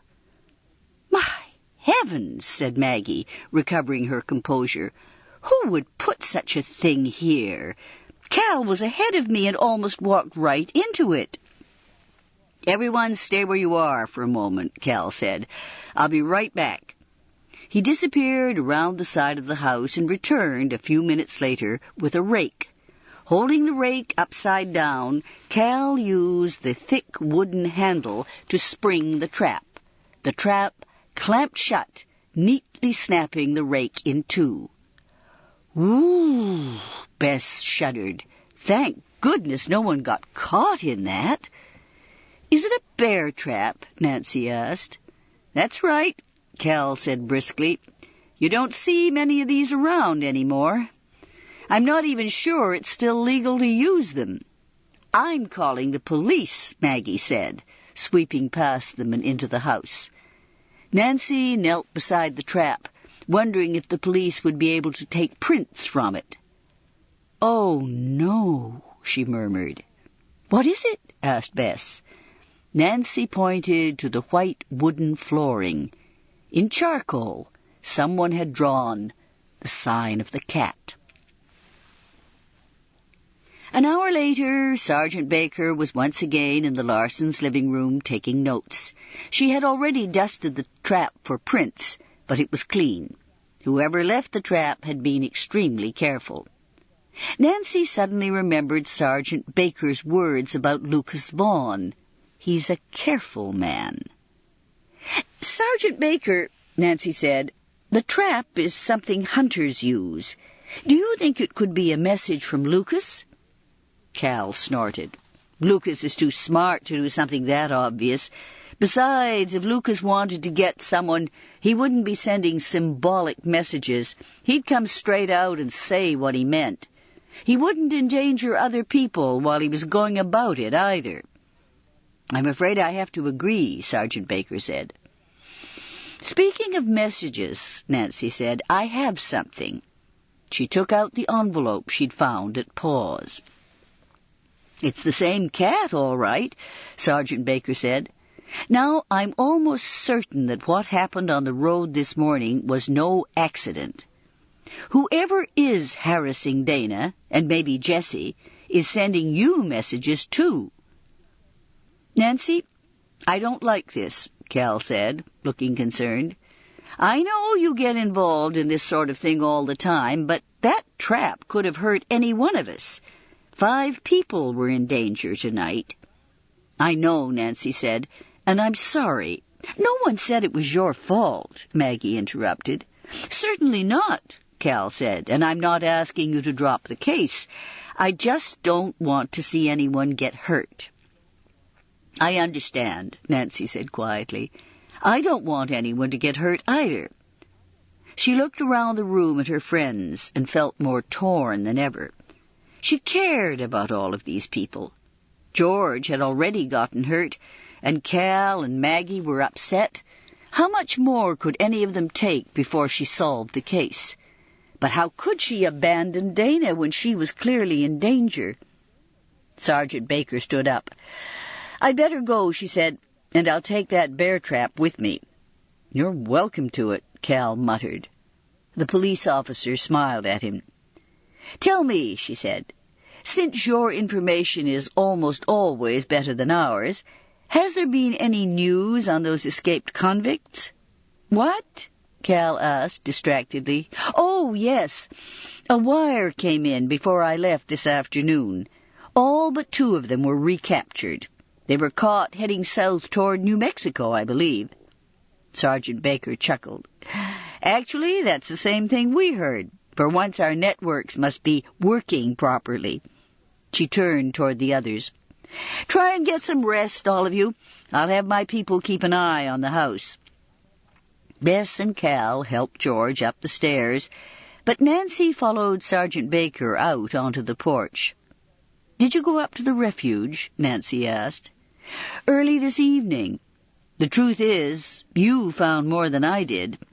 Sergeant Baker leaned against the porch railing and shook her head ruefully. "If you ever want a career in police work, you'll have my recommendation." "Thanks," Nancy said, smiling. "You talked to Dana and Jessie, then?" Sergeant Baker nodded. "What did you think of Jessie?" The police officer answered immediately. "Exactly what I thought when he first showed up in 7 Rocks last year. Jessie McKay is hiding something." Chapter 7, Open House. The next morning, Nancy, George, and Bess sat at the kitchen table finishing breakfast. Both Cal and Maggie had already gone out. The 3 friends were trying to decide what they were going to do that day. "Just a little hike," George insisted. "The swelling's almost completely gone. My ankle feels fine." "I'm glad you're better," Bess said, "but I still don't think you should go hiking so soon." Nancy finished the last of her orange juice. "She's right, George. Besides, I have a better idea. Let's go to Lucas Vaughn's open house." "But all those guns being shot," Bess complained. George put her head down in her hands and mumbled. "Some people have strange ideas about how to have fun." The morning sunlight played on her short brown hair, bringing out its reddish highlights. "Oh, George," Bess said, "we should put henna in your hair. You'll make a gorgeous redhead." "Oh, that's just what I want to do today," George complained good-naturedly. "Put henna in my hair. Why didn't I think of that?" "Cut it out, you two," Nancy said, laughing. "Look, we don't have to stay long, but I need more information on Lucas Vaughn. The open house is the perfect opportunity to get it." "Count me in," said George. "It's got to be better than henna." "Oh, okay," Bess said reluctantly. She grinned at her cousin. "We'll do your hair another time." After doing the breakfast dishes, the girls got in the car and consulted their map. Nancy had no trouble finding her way to Lucas Vaughn's. Lucas had posted signs advertising the open house all along the road that led to his land. "We're here," George said. Ahead of them to the left was a wooden sign announcing Vaughn Outfitters. On top of the sign was the mounted head of a bighorn sheep. "I knew this would be too much for me," Bess said from the back seat, looking at the sheep's head. Nancy felt her hands tighten on the steering wheel. "We won't stay long," she said again, turning into the drive. Following more signs, they took a dirt road uphill past a large A-frame building. The sound of gunshots filled the air. "Maybe I'll stay in the car," Bess said. Lucas said there would be a marksmanship demonstration, George told her cousin. That means they're shooting clay pigeons. Nancy pulled into a parking area on the top of the hill, and the three girls followed more signs to a grassy clearing. There they found the marksmanship exhibition.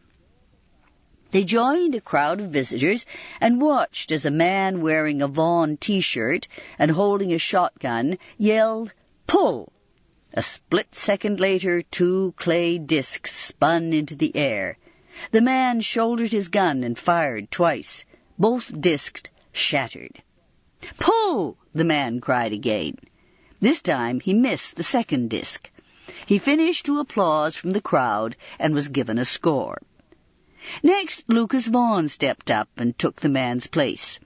Lucas was wearing jeans, western boots, and a blue denim shirt. Nancy thought he looked completely relaxed. He held the shotgun effortlessly, as if it were a part of his body. Then he shot 20 rounds without missing a single disc. He grinned at the applause that followed and waved it down. "We have an archery demonstration next," he announced. "This way, please." Nancy and her friends followed the crowd to an area where 6 large bullseye targets had been set up. One by one, Lucas and 5 other men lined up a distance from the targets. Each had a heavy hunting bow and a quiver of arrows. All of the men were skilled, but only Lucas sent 10 arrows flying straight to the heart of the target. George watched, fascinated. Nancy knew George had won a few archery contests herself. "How would you rate Lucas?" she asked. George thought for a moment. "Lucas Vaughn could be an extremely dangerous man if he wanted to be," she said. "He already is, if you're an animal," Bess observed. One of Lucas's men announced a tracking demonstration. As the crowd began to move again, Lucas spotted the 3 girls. He came over to them at once. "I didn't really think you'd show," he said, sounding pleased that they had. His blue eyes went to George. "How's the ankle?" "Much better.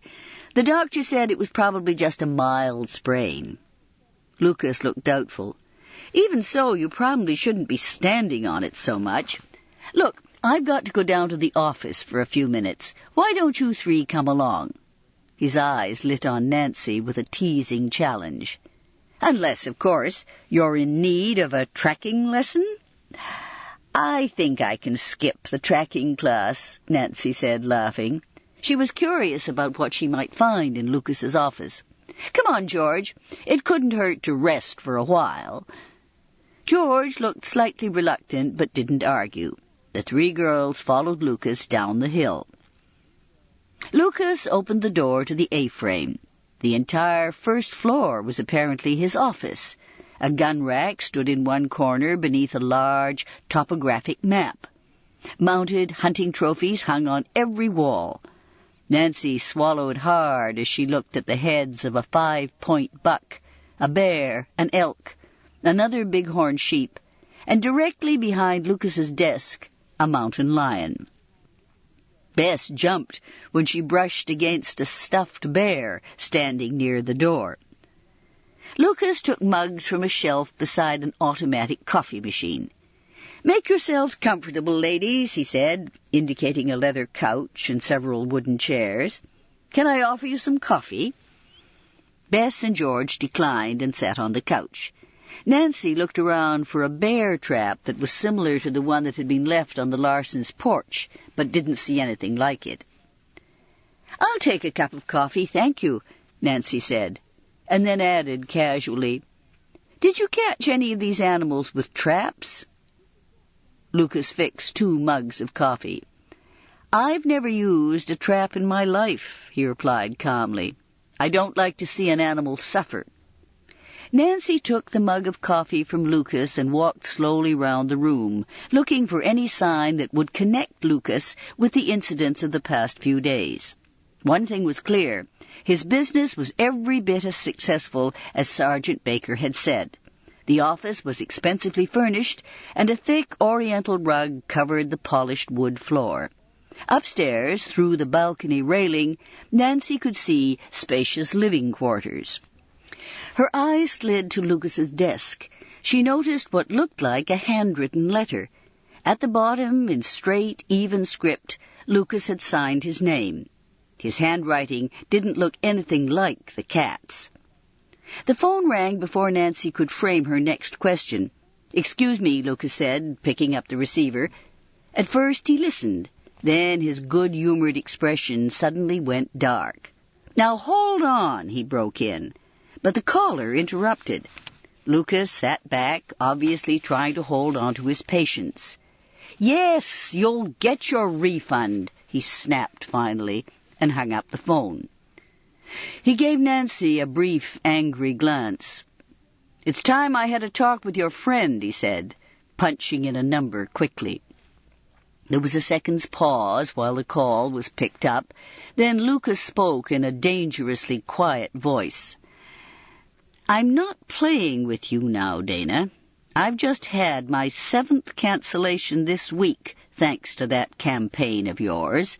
You keep pushing it, and you and I are going to be at war." He hung up without giving Dana a chance to reply. George gave Nancy a look that seemed to say, "This guy means business." Just then one of Lucas's men entered the office.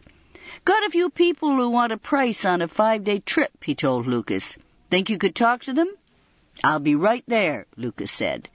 He nodded to George, the anger gone from his voice. "Does your ankle feel better after the rest?" "I'm fine," said George, standing up. "After you," he said to the girls, giving them a gallant half-bow. Nancy, George, and Bess preceded Lucas out of the A-frame, and Lucas stayed behind to talk to the group waiting for him. "I've never met anyone else I've liked and disliked at the same time," George said, starting up the hill. "I know what you mean," Nancy agreed. Her mind was going over what she'd seen in the office. Lucas seemed to be a nice man until he was confronted with Dana's anti-hunting campaign. "Did you notice anything in there that would link Lucas to the sign of the cat?" Nancy asked George. George shrugged. "Maybe that poor cougar mounted over his desk?" "I don't think that's enough," Nancy said. "It was just one more trophy. I have a feeling whoever has been leaving those drawings identifies with the cat somehow. It seems almost as if it's his signature, and I didn't see anything around Lucas's office that suggested that." She grinned. "I even looked at a letter he'd written that was on his desk." "Don't forget we heard him threaten Dana," George said. "I know. And I keep thinking about what Cal said about Lucas, that he's very straightforward. And he was. When he got mad at Dana, he called her and told her so. With us sitting right there," Nancy added. "Would he threaten her that openly if he's the one who's been sabotaging Paws all along? He acts like he has nothing to hide." Nancy stopped walking as they reached the parking area. "Maybe we ought to have a look for that blue pickup." Nancy, Bess, and George circled the lot, checking thoroughly, but the blue pickup was nowhere in sight. "Where did Bess go?" George asked, joining Nancy on one side of the lot. "Do you think she went to the tracking class?" Nancy smiled at the idea. "Maybe we should. I didn't get much information from Lucas's office." Bess was indeed trailing along with the tracking group, which had been making its way alongside the parking lot. She saw Nancy and George and waved them over. "So, have you learned how to stalk the wild cottontail rabbit?" George joked. "Shh," Bess said in a whisper. "Just stay close to me and listen." Beside Bess, a group of men were talking in low voices. "We could hold our own rally," one of them said. "Or we could just put a stop to Dana Walsh," said a second. "I hear she's been having troubles up at the refuge," added a third.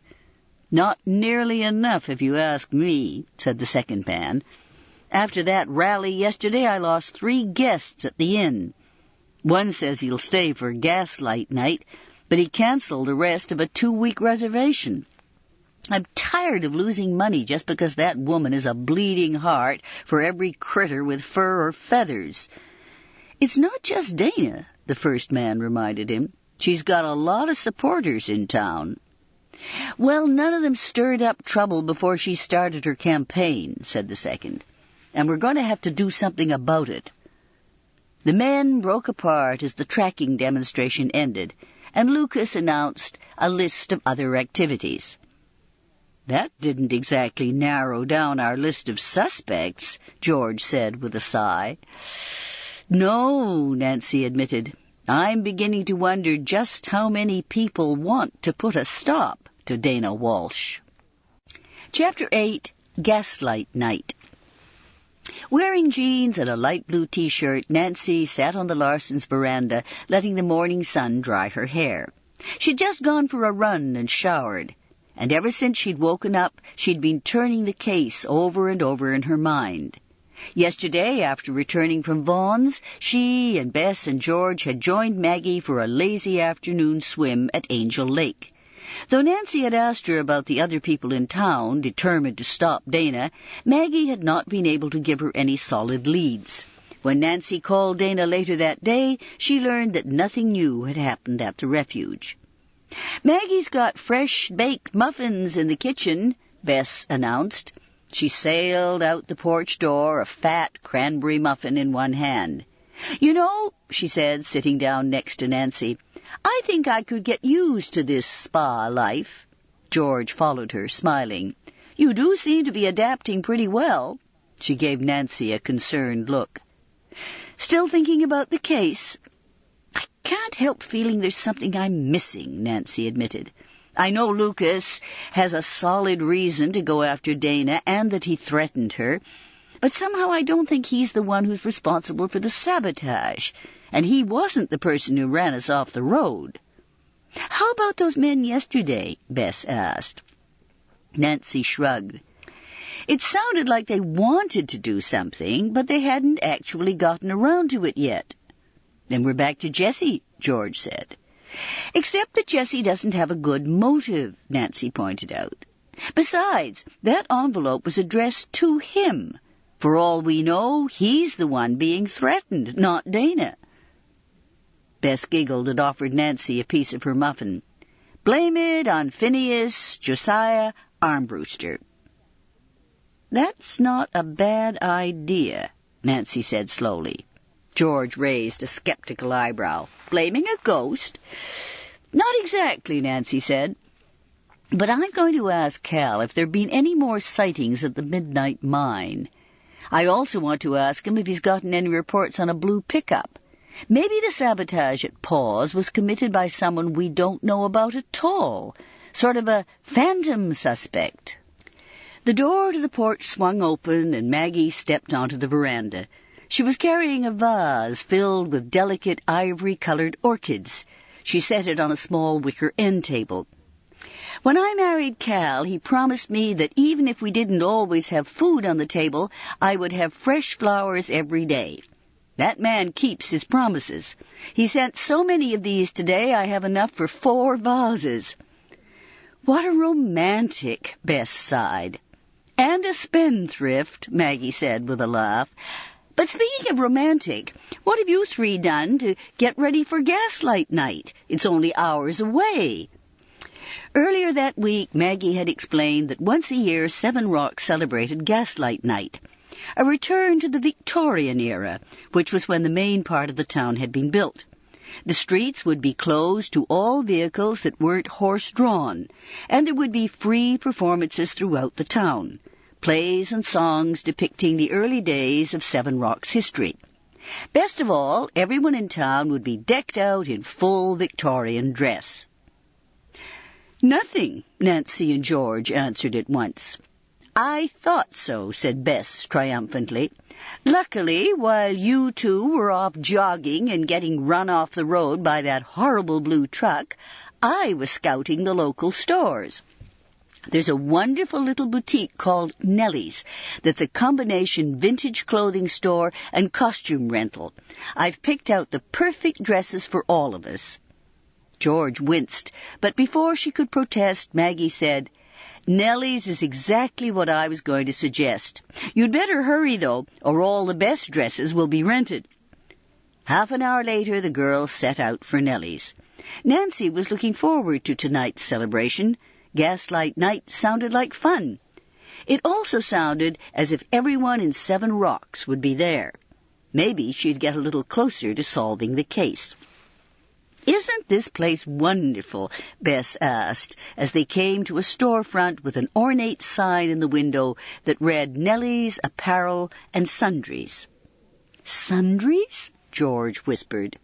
"Odds and ends," Bess translated. Nancy stepped into the boutique.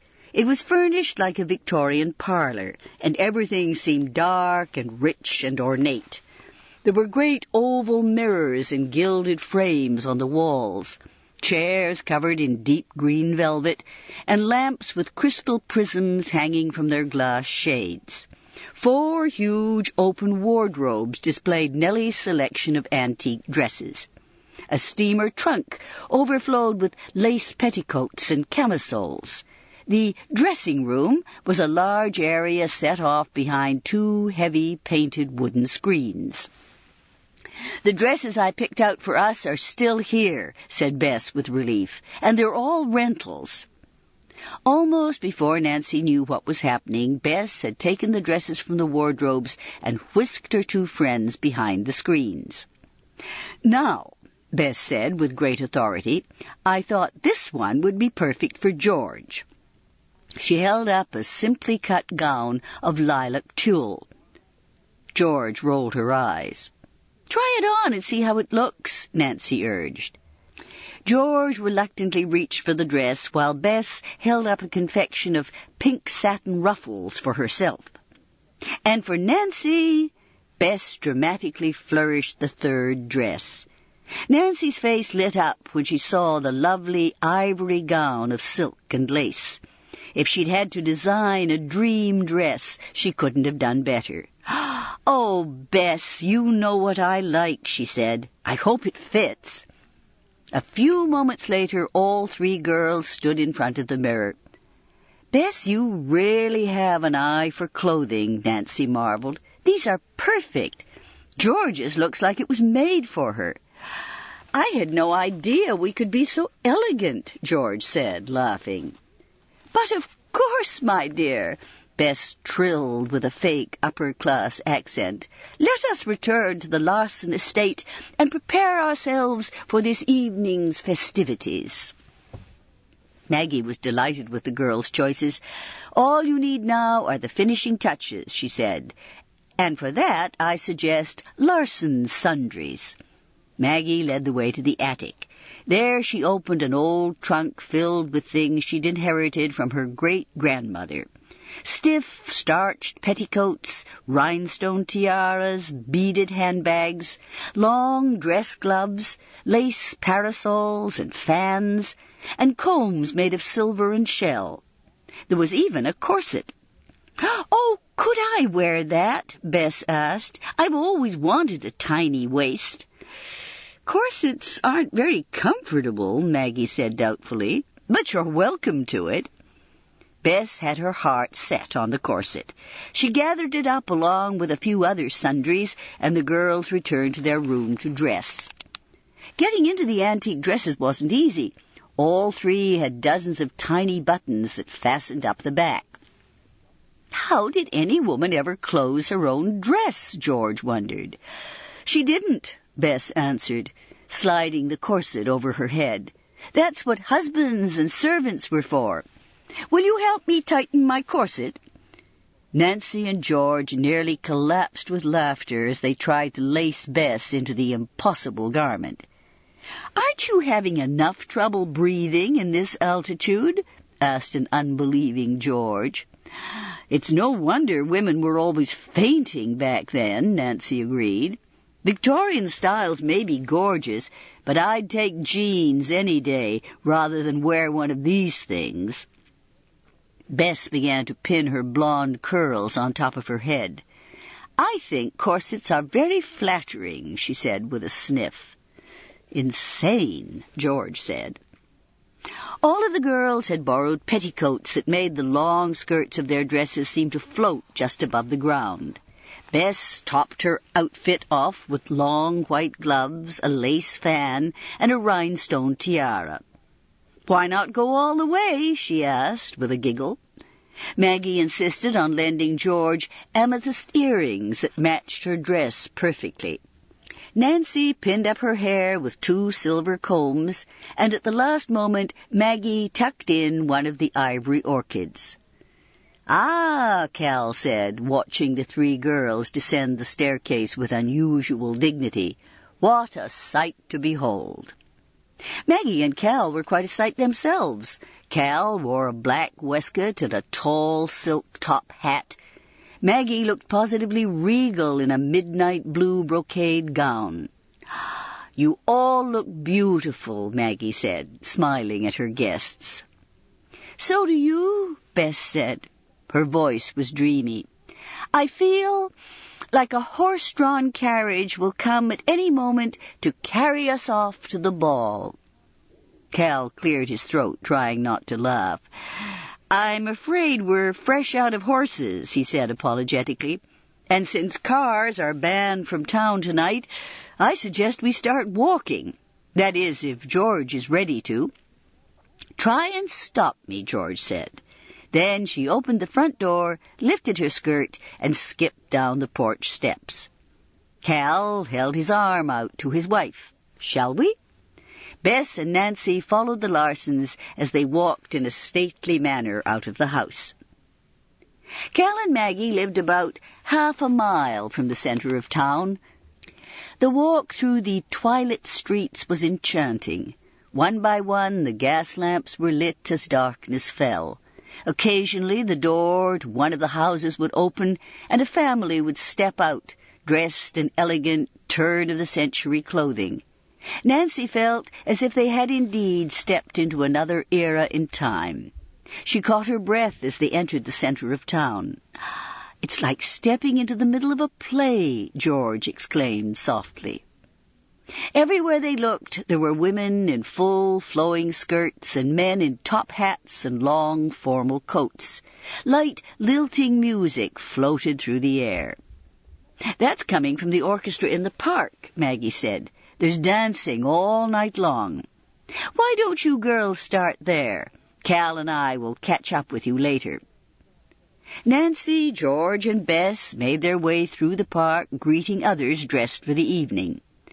"Everyone's so polite," George noted. "It's almost as if we're all on good behavior or something, since we're wearing these clothes." "It's true," Bess said with a giggle. "All these men are bowing like crazy and saying things like, 'Good evening, fair lady.' What a riot." Nancy laughed, wondering what her boyfriend, Ned Nickerson, would look like all dressed up. Ned was naturally polite, but she couldn't quite imagine him acting so formal. A small orchestra played on the bandstand, and all around them couples were whirling under the moonlight. "I was hoping I'd see you here," said a lovely young woman in a light green dress edged with silver beadwork. "Dana!" Nancy exclaimed. "I almost didn't recognize you, with your hair all done up." "I'm glad it was worthwhile," Dana said with a wry smile. "It took me 2 hours to do. Jessie, of course, was no help." "Is he here tonight?" Nancy asked. "Are you kidding? I don't think Jessie's come into town since he moved up to the refuge." "Good evening, ladies." A tall, blond man doffed his top hat and gave them a low, graceful bow. Nancy just stared. She'd always thought Lucas Vaughn was handsome, but tonight he looked like the hero of a romantic novel. "I don't think I've ever seen you look so beautiful, Miss Walsh," she said. He was clearly enjoying the role of a Victorian gentleman. "Will you do me the honor of a dance?" "I shouldn't," Dana said, laughing, "but they say gaslight night is charmed. I suppose I'll risk it." She held out one gloved hand, and Lucas swept her into the dance. "Do you think it's true?" Bess asked. that tonight is charmed?"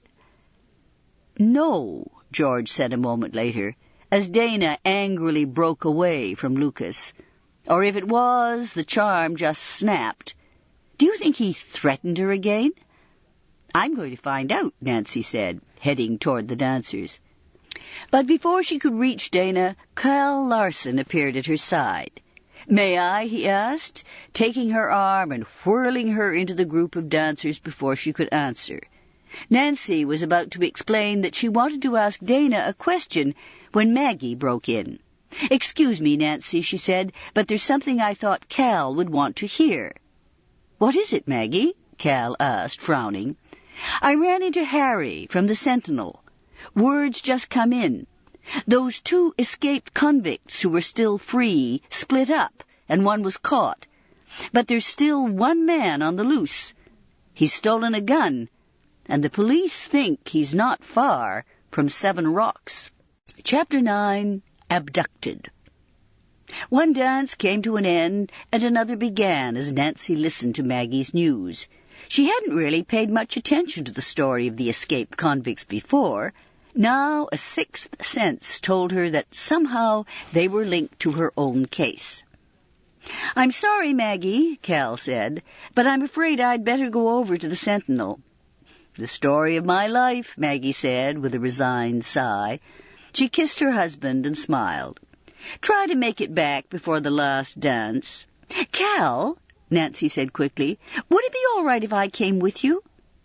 Cal gestured at the dancers whirling around the orchestra. "The night's still young, Nancy. You haven't even been to one of the performances yet. Why would you want to leave this for a stuffy newspaper office?" "I don't know," Nancy said honestly. "It's just a feeling I have that somehow this may be linked to my case. Call it a hunch." Cal's brown eyes twinkled. "Dressed for a Victorian ball and still a diligent detective. You're Carson Drew's daughter, all right. Very well, come along if you like." Nancy almost regretted her decision as she and Cal walked through the streets of 7 Rocks to the newspaper offices. Under the soft yellow glow of gaslights, the town's old wooden buildings seemed as if they'd never known the modern world. Nancy gasped as a dashingly dressed couple rode by on 2 bay horses. The woman, who wore a riding habit with a black top hat, was actually riding side-saddle. The Sentinel's offices were housed in a solid brick 2-story building on the north end of town. Nancy followed Cal into the large, brightly lit newsroom. Several people were working at computers. Others scanned long sheets of newsprint. Most of them nodded to Cal. A few made jokes about his wardrobe taking a definite turn for the better. Cal spoke briefly with a young man wearing wire-rimmed glasses who gave him a yellow sheet of paper. Cal studied the paper for a moment and then handed it to Nancy. "Have a look at this," he said, removing his top hat and coat. "It's a copy of the police bulletin on the 2 convicts." Nancy read quickly. The bulletin contained basic information on each of the 2 men, along with photographs of each. A tall, dark-haired man named Roy Haynes had been apprehended about 50 miles from 7 Rocks. Still on the loose was a fair-haired man with fine features that were almost familiar to Nancy.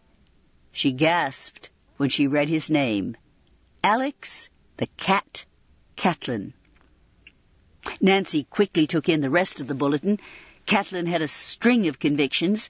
Before his escape, he'd been doing time for armed robbery. The police were fairly sure that he'd recently stolen a gun from a town approximately 20 miles from 7 Rocks. The report ended with the words, "Catlin is considered armed and dangerous." "All right," Cal said briskly.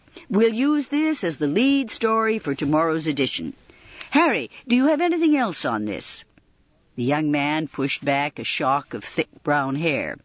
"Sorry, Cal," answered the young man. "That's all that came in." Cal frowned. "If this guy is really near 7 Rocks, I wonder if the police shouldn't make some sort of announcement. After all, the entire town is out there right now celebrating Gaslight Night. That means we've got a town full of empty houses. There couldn't be a sweeter setup for a convict. Harry stood up, looking alarmed. You're right. I'll spread the word right now. Sit down, Cal said abruptly. If this guy isn't near Seven Rocks, and someone makes an announcement like that, then we're needlessly ruining everyone's evening. The last thing I want is a town of panicked people. Catelyn might not even be close. Nancy had only been half listening to their conversation. She couldn't get past Catelyn's nickname. At last she said, I don't think we have to worry about whether or not the cat is going to show up in Seven Rocks. He's been here for the last week. Cal looked stunned for a moment. Then he dropped into a chair. Of course, he said quietly. The sign of the cat. Catelyn's the one who's been sabotaging the refuge. His face paled as he added, Good heavens! That means he's also the one who left the bear trap for us. Nancy, he's after you. Nancy's heart was already pounding, but she took several deep breaths, forcing herself to remain calm. I think that was just a warning, she said. After all, no one was hurt, and as far as we know, the cat hasn't struck anywhere since then. Maybe he's left Seven Rocks altogether, Harry suggested. Not likely, Cal said. There's something he wants that's connected to Paws. Cal, Nancy said, do you have any reports of a stolen blue pickup with a gun rack? Sergeant Baker said she'd check, but I haven't heard from her yet. Cal gave Harry a nod, and Harry typed in a few commands on his keyboard. Seconds later, a list appeared on his computer screen. Nothing in Seven Rocks, he reported, or Byerstown, or Clark. The two closest towns, Cal interrupted for Nancy. Go a little farther out, Harry. Harry pressed another key, then gave a low whistle. 2 days after the breakout at the prison, a vehicle that fits that description was reported missing in Shadow Creek. That's about 14 miles from Griffin, where the federal prison is. That doesn't help us, Nancy said, unable to hide her disappointment. Catelyn was already here by then. The bear was released the day after the breakout. You're overlooking one critical thing, Cal pointed out. The truck was reported missing 2 days after the breakout. That doesn't mean it wasn't stolen earlier. The owner could have been away for 2 days and not discovered the theft until he returned home. Nancy nodded at the computer screen. Will that tell us? Sorry, Harry said. For minor crimes so far away, all we get is a list, no details. But I can call into Griffin's paper, the Gazette, and see if they can help us out. Harry made the call and hung up a few minutes later. No luck. They've only got a skeleton staff on at this hour. They told me to check back in the morning. Okay, Nancy said, mentally reviewing the facts so far.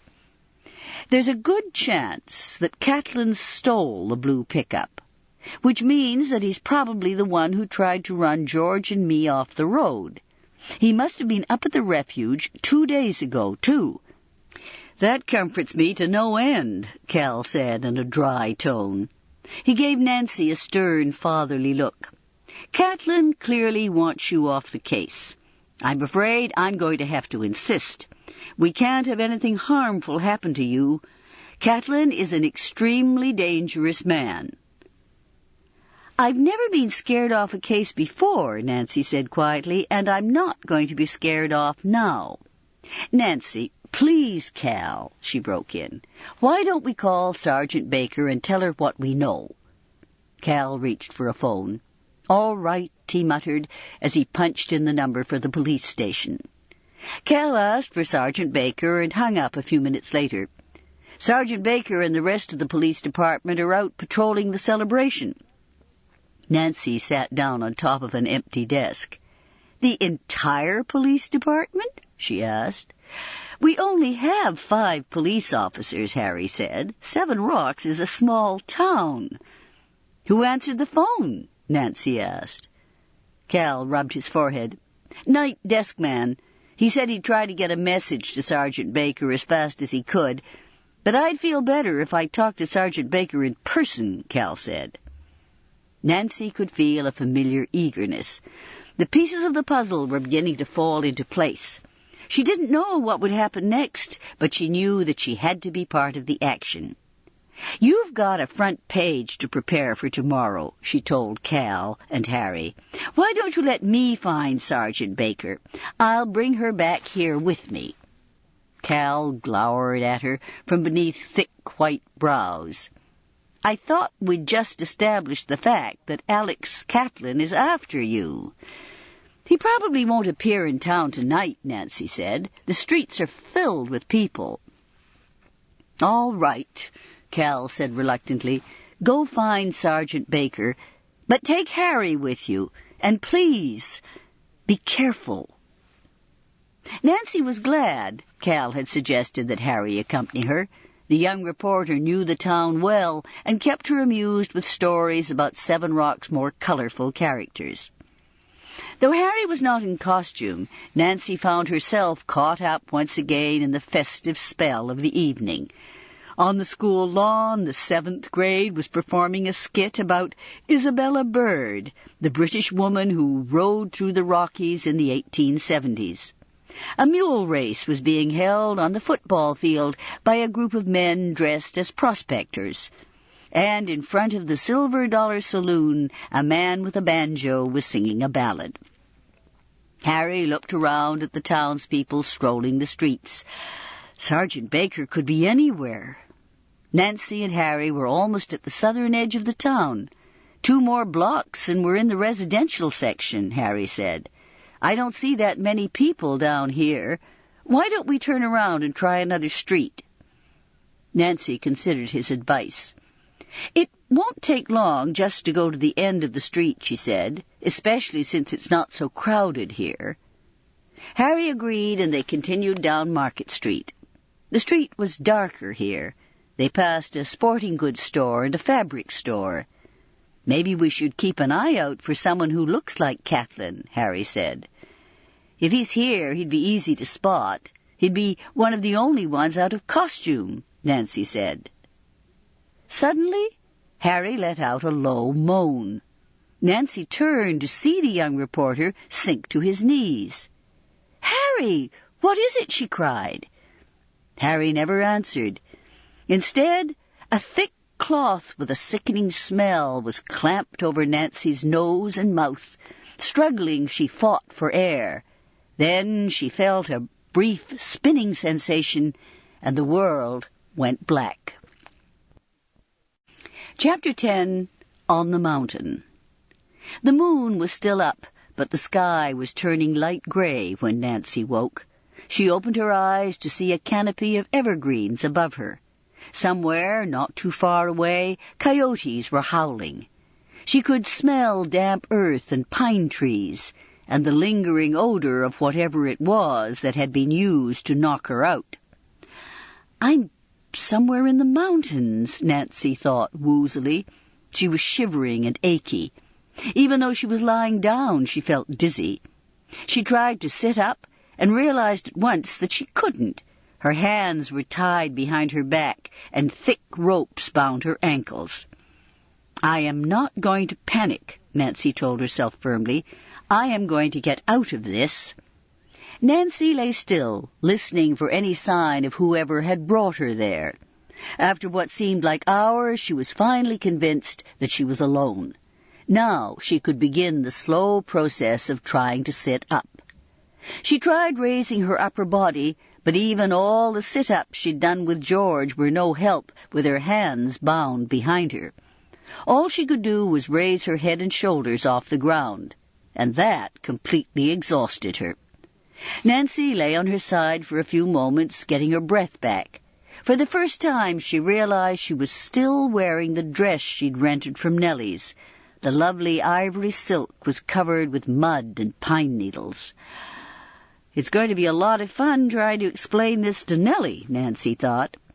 "I'm sorry, but while I was wearing your gown, I was abducted, tied up with ropes, and woke up covered with mud on a mountainside."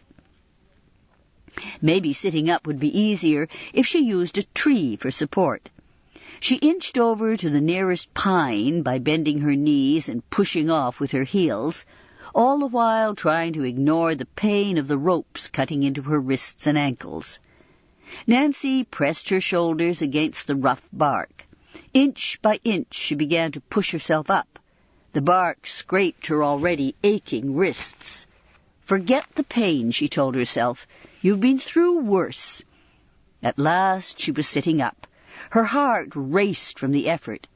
For a few minutes Nancy remained perfectly still, waiting for her breathing to return to normal. The question now was how to get rid of the ropes. Directly ahead of her, about 50 feet uphill, was an outcrop of bedrock. From where she was sitting, the edges on the rock looked sharp. They might not be sharp enough to slice through the ropes, Nancy realized, but they were the only chance she had. By stretching her legs out, digging her heels into the soft earth, and pushing herself upward, Nancy made slow progress up the hill. Twice she fell over and had to repeat the process of righting herself against a tree. Her arms and legs ached from the tight ropes. Finally, Nancy reached the rocks, her energy spent. She dropped her head against her knees and rested, trying to catch her breath. The soft call of a bird made her raise her head. Perched on the rock above her was a small brown bird. It looked at her curiously, with bright black eyes. "You're not used to seeing people in this condition, are you?" Nancy asked. The bird cocked its head, as if considering her question. "Well, I'm not used to this either," Nancy said. Somehow, hearing her own voice in the still forest made her feel better. "So," she said to the bird, "what do you think I should do?" In answer, the bird spread its wings and took flight, soaring high into the sky. Nancy laughed, her courage restored. "A very good idea," she said. Then she turned her back to the sharp edge of the rock and began the slow process of sawing through the ropes that bound her hands. Nancy didn't know how long it took her to cut through the ropes, but by the time she freed herself, the sky had lightened and a cold drizzle was falling. She rubbed her arms and legs, wincing at the pain as her circulation was restored. Finally, she stood up, holding onto the rocks for support. "A little dizzy," she observed, "but otherwise okay." The first thing to do was to get her bearings. She was on a mountain somewhere in the Rockies, and since she was pretty sure it was the morning after gaslight night, whoever had brought her here couldn't have taken her that far from Seven Rocks. She looked around, trying to get a sense of direction.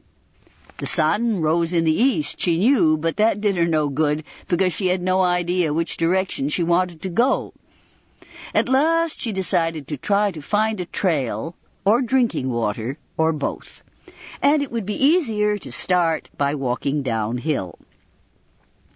The drizzle became rain as Nancy made her way down the mountain. Muddy water squished through her shoes. "My dress pumps," Nancy thought in dismay. She was lost, cold, hungry, and tired. It didn't help to be walking in heels and what felt like at least 20 pounds of soaking wet silk and petticoats. Nancy shivered and rubbed her arms to warm them. "Think about something other than the cold," she told herself. As Nancy inched her way carefully over the slippery rocks and mud of the mountainside, she wondered who had abducted her and why. Alex Catlin was the obvious answer, but would someone that dangerous have left her alive? Had he followed her during all of gaslight night? Had he been following her for days? Again she wondered why he'd been sabotaging Paws. Was it Dana he was after? or Jessie? And what had happened to poor Harry? Whoever abducted her must have hit Harry on the head. Nancy hoped he was safe. Cal and Maggie were probably frantic by now, she thought with regret. There was a sudden snap as the heel on one of Nancy's shoes broke.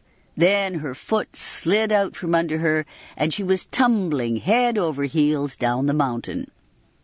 Nancy came to a thumping stop, lying face down on the wet earth. She rolled over onto her side and winced at the pain in her knee where she had hit it on a sharp rock. "Things can't get much worse than this," Nancy said to herself. A low growl told her she had spoken too soon. Slowly Nancy lifted her head to stare into the eyes of a very large, cinnamon-colored bear. She shut her eyes briefly, hoping she'd imagined it.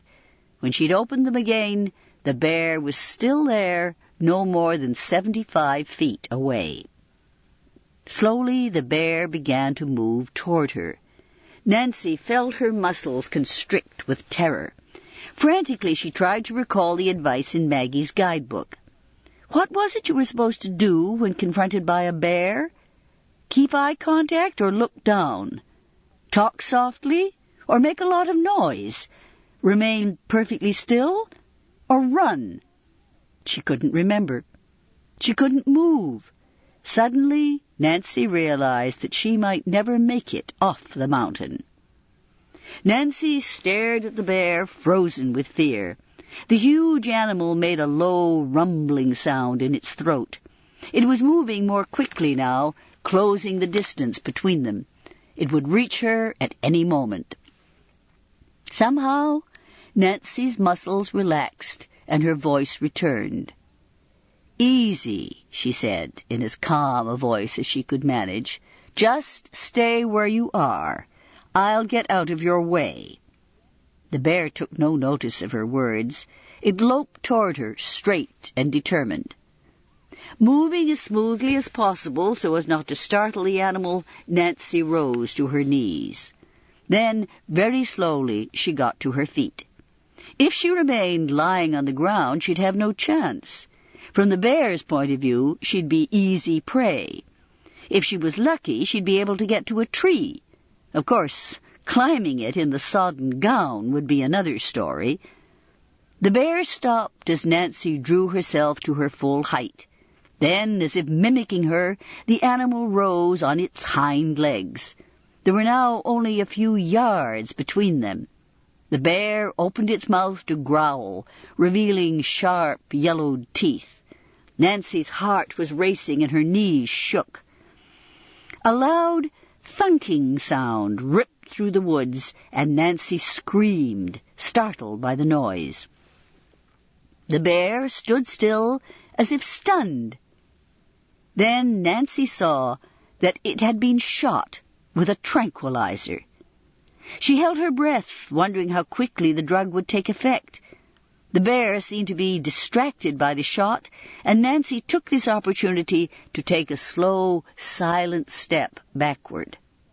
The bear noticed her movement and let out a low growl. Nancy knew the bear wouldn't be able to stand on its hind legs for long, and she feared that when it landed on its front legs, she would be pinned underneath it. When the bear took a faltering step forward, Nancy bolted to her right behind a thick tree. A second later, the bear swayed and fell. Nancy gazed at the fallen animal in disbelief. It was breathing, but it didn't have the strength to run. Still shaken, she looked past the bear. Jessie McKay leaned against a fir tree, holding a tranquilizer gun in one hand. He was wearing a green slicker and a backpack, and he was looking at her with contempt.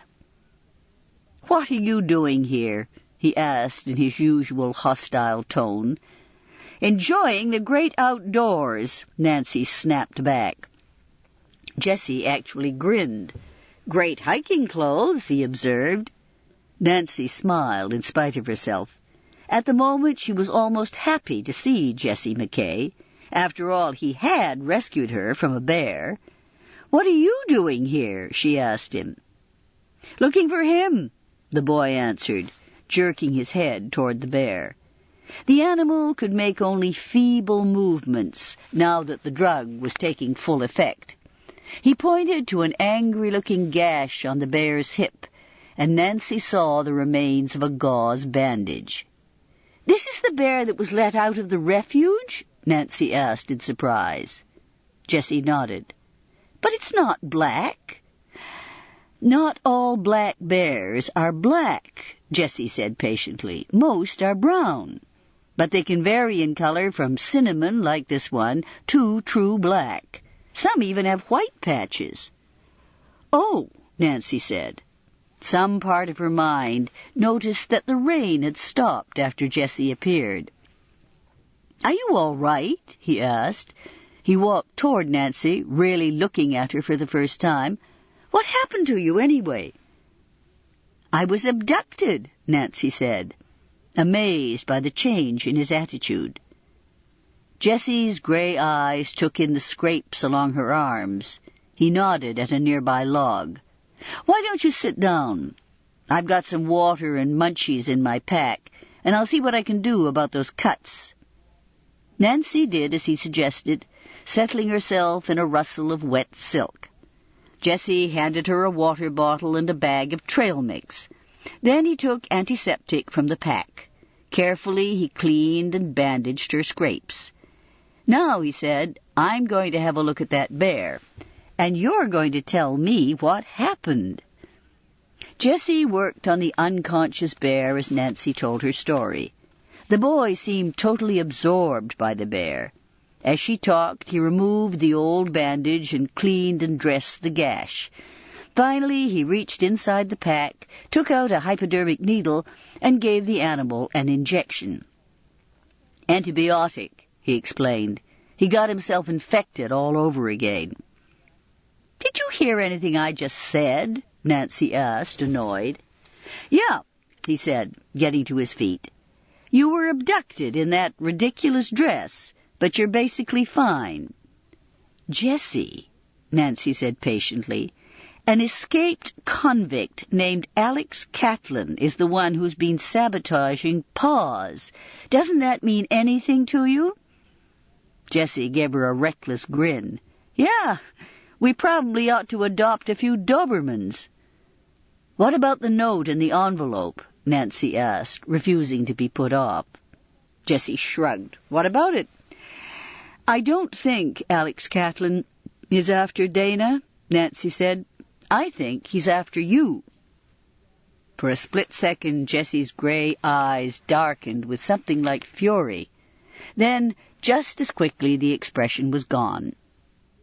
"If he wants to leave notes, that's his problem," he said in a casual tone. It was all Nancy could do not to lose her temper.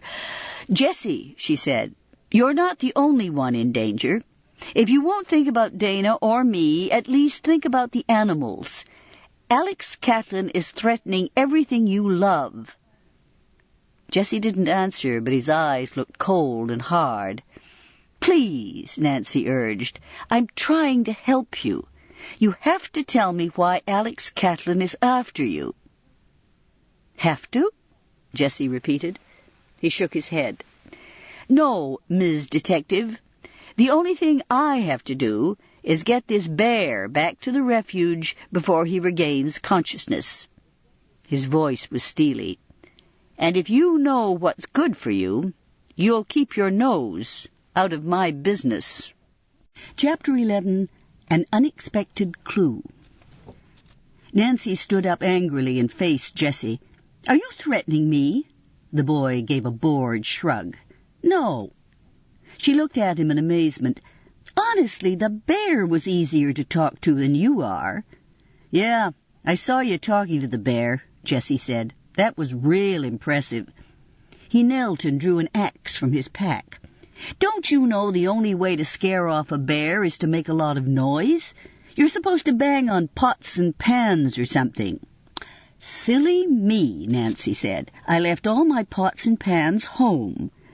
Jessie gave her another grin, went over to a thin sapling, and began chopping at its base. "What are you doing?" Nancy asked. She realized that talking to Jessie about Alex Catlin was useless. "Making a travois to carry the bear," Jessie replied. Nancy gathered up the skirt of her dress and did her best to wring it out. "How do you plan on getting the bear back to Paws?" "I need help," Jessie said. "That's a full-grown male black bear. It probably weighs between 300 and 400 pounds. You didn't think you and I were going to carry this bear by ourselves, did you?" "Who will know that you found him?" Nancy asked, ignoring his question. "Dana's worked out a system," Jessie replied. "If someone from Paws finds an animal like this, he alerts her and she calls the volunteer team. Then there's about 5 of us to move the animal." "So you want me to go back to Paws and get help?" Nancy asked. "I don't know," Jessie said thoughtfully. He nodded toward the sleeping bear. "I'd rather not leave him here unprotected. He's going to wake up in a while. But you had a rough night, and we're almost 2 miles from the refuge. There's a trail, but it's uphill all the way and pretty steep. It could take a couple of hours. Are you up for that?" "I think so," Nancy told him. At least she'd have a chance to warn Dana about what was going on. Jessie frowned at her dress. "I don't have a change of clothes. Do you want to take my rain slicker?" "No, thanks," Nancy said. "I can't bear the idea of putting on another piece of clothing." She looked down at her broken shoe. "How about your sneakers?" she joked. "Forget it. Your feet are too small." But Jessie gave her one of his rare smiles and carefully showed her how to find the trail. As Jessie had warned, the trail that led to the refuge was steep. In fact, it rose nearly straight up the mountainside. There were places where Nancy had to hold on to roots or branches to pull herself up. She soon decided it was easier to walk barefoot than to walk with one shoe that didn't have a heel. She picked her way along the trail, watching out for sharp stones and sticks. "This isn't exactly what I had in mind when I planned to go hiking in the Rockies," Nancy thought. She dropped to the ground beneath an aspen tree to take a short break.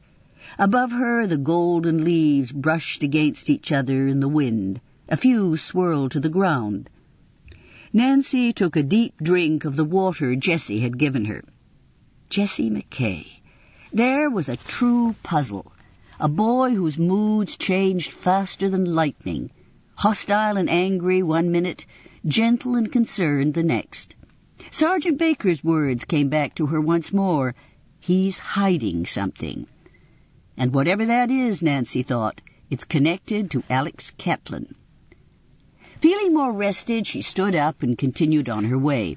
The sun was already high in the sky. It must be close to noon, Nancy figured. Where was Alex Catlin now, she wondered, hoping he wasn't hiding in the mountains nearby. She was willing to bet that he hadn't left 7 Rocks. And somehow she was equally sure that he still hadn't been captured. At length the trail forked. Nancy took the right fork as Jessie had instructed. A short while later she veered right again onto the narrow footpath that led to the refuge. Dana caught sight of her just as Nancy emerged from the woods. Dana's jaw dropped in surprise, and the heavy bag of feed she was carrying slid from her hands.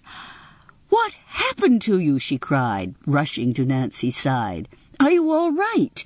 Bess and George and the Larsons are worried sick. And why are you barefoot?" "I'm fine," Nancy said, laughing with relief. She told Dana the whole story. Dana put a comforting arm around her shoulder. "Come inside with me. First we'll call Cal and Maggie and tell everyone you're all right. Then I'll call the rescue team. And then we'll get you out of that dress." Dana led Nancy into the library of the mansion. "Here," she said, holding out the phone, "convince them you're still alive." Nancy talked with Bess and George and both Maggie and Cal. The cousins insisted on driving up to Paws at once to bring Nancy back. "Phew," Nancy said when the conversation was over. I never meant for everyone to get that scared." "Weren't you?" Dana asked in disbelief. "Only when I found your bear." Nancy looked around at the bookshelves crammed with old leather-bound volumes. Now that she was feeling better, her natural curiosity had returned. "Dana," she said, "what are all these old books?" Dana waved a careless hand at the shelves. "Mostly books on wildlife and botany that my great-grandmother collected." She picked one out at random and handed it to Nancy. "See for yourself. I'm going to make those calls." Carefully, Nancy examined the yellowed pages. The book was highly technical, written for scientists.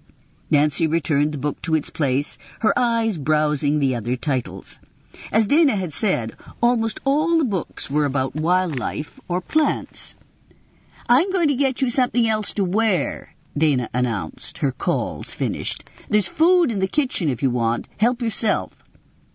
But Nancy wasn't interested in food. A tall, thin book on one of the lower shelves caught her interest. "A Pictorial History of 7 Rocks," the title read. The copyright date was 1910, and the book was filled with sepia-tinted photographs of the town in its early years. "Try these on," Dana said, returning to the library with a pair of blue sweatpants and a white sweatshirt. "I'm afraid they're all I have that's clean. With all the excitement, I haven't had a chance to do laundry." "They're perfect," Nancy said. "Thanks." Dana glanced at the book Nancy had picked out. "The text is a little boring, but those old photos are fun." "Would it be all right if I borrowed it?" Nancy asked. "I'll bring it back in a day or so." "Help yourself," Dana said, as the doorbell rang. "That must be Bess and George." Nancy had just finished changing when Bess and George rushed into the library. "Oh, Nancy," Bess cried, hugging her friend, "we're so glad you're safe." Her eyes went to the crumpled heap of silk and lace on the floor. "Oh, the dress." Nancy winced. "I know. What am I going to tell Nellie?" "Don't worry," Bess said brightly. "I returned the other dresses this morning, and I talked to Nellie. She showed me all these magazines from the turn of the century. The fashions were incredible. Anyway," Bess went on, "Nellie is really nice. I'm sure she'll understand." Nancy wasn't entirely convinced, but she decided to leave the matter up to Bess. There were other things on her mind. "Do either of you know what happened to Harry, the Sentinel reporter?"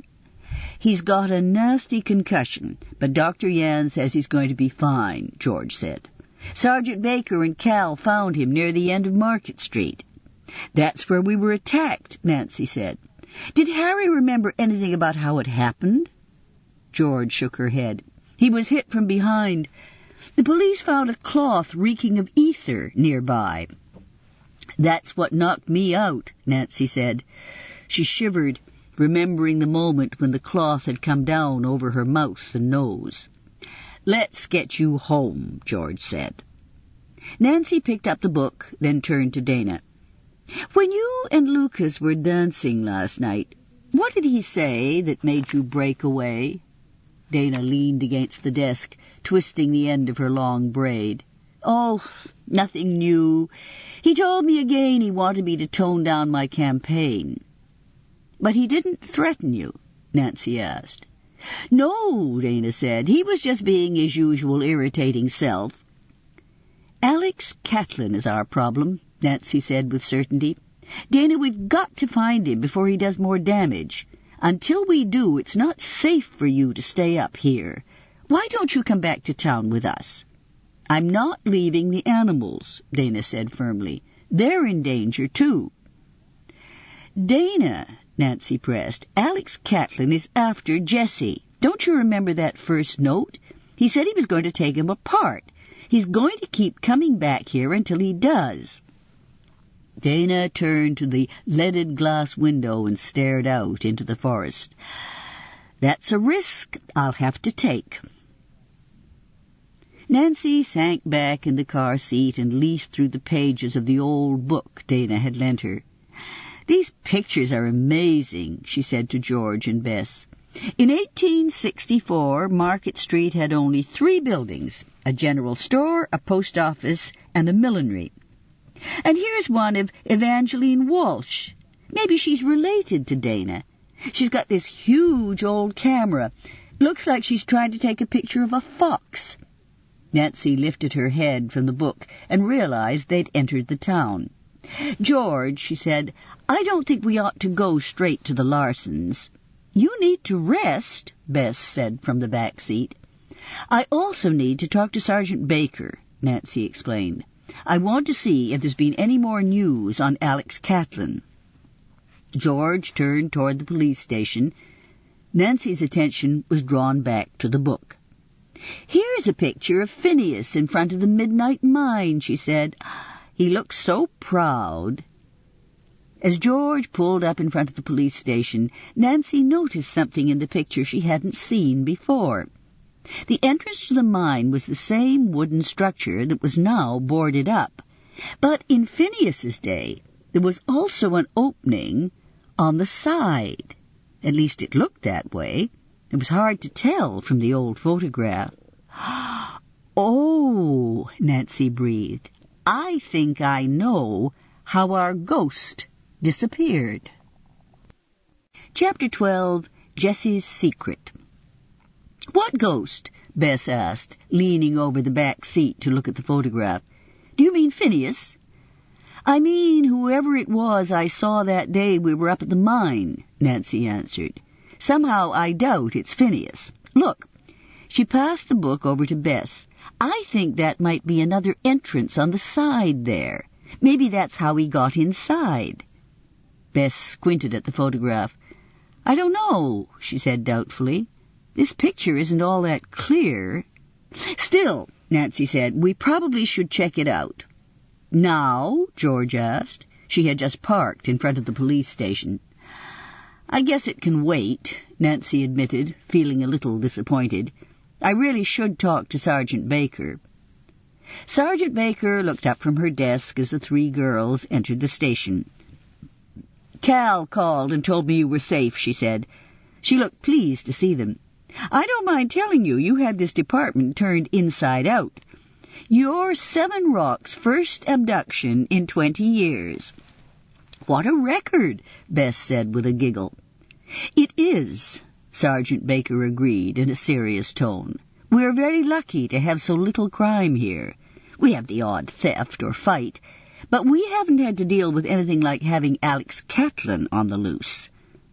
"Do you have any idea where he might be hiding?" Nancy asked. "It's a good bet he's not in town. As you probably noticed, everyone in 7 Rocks knows everyone else. Most people even know the tourists.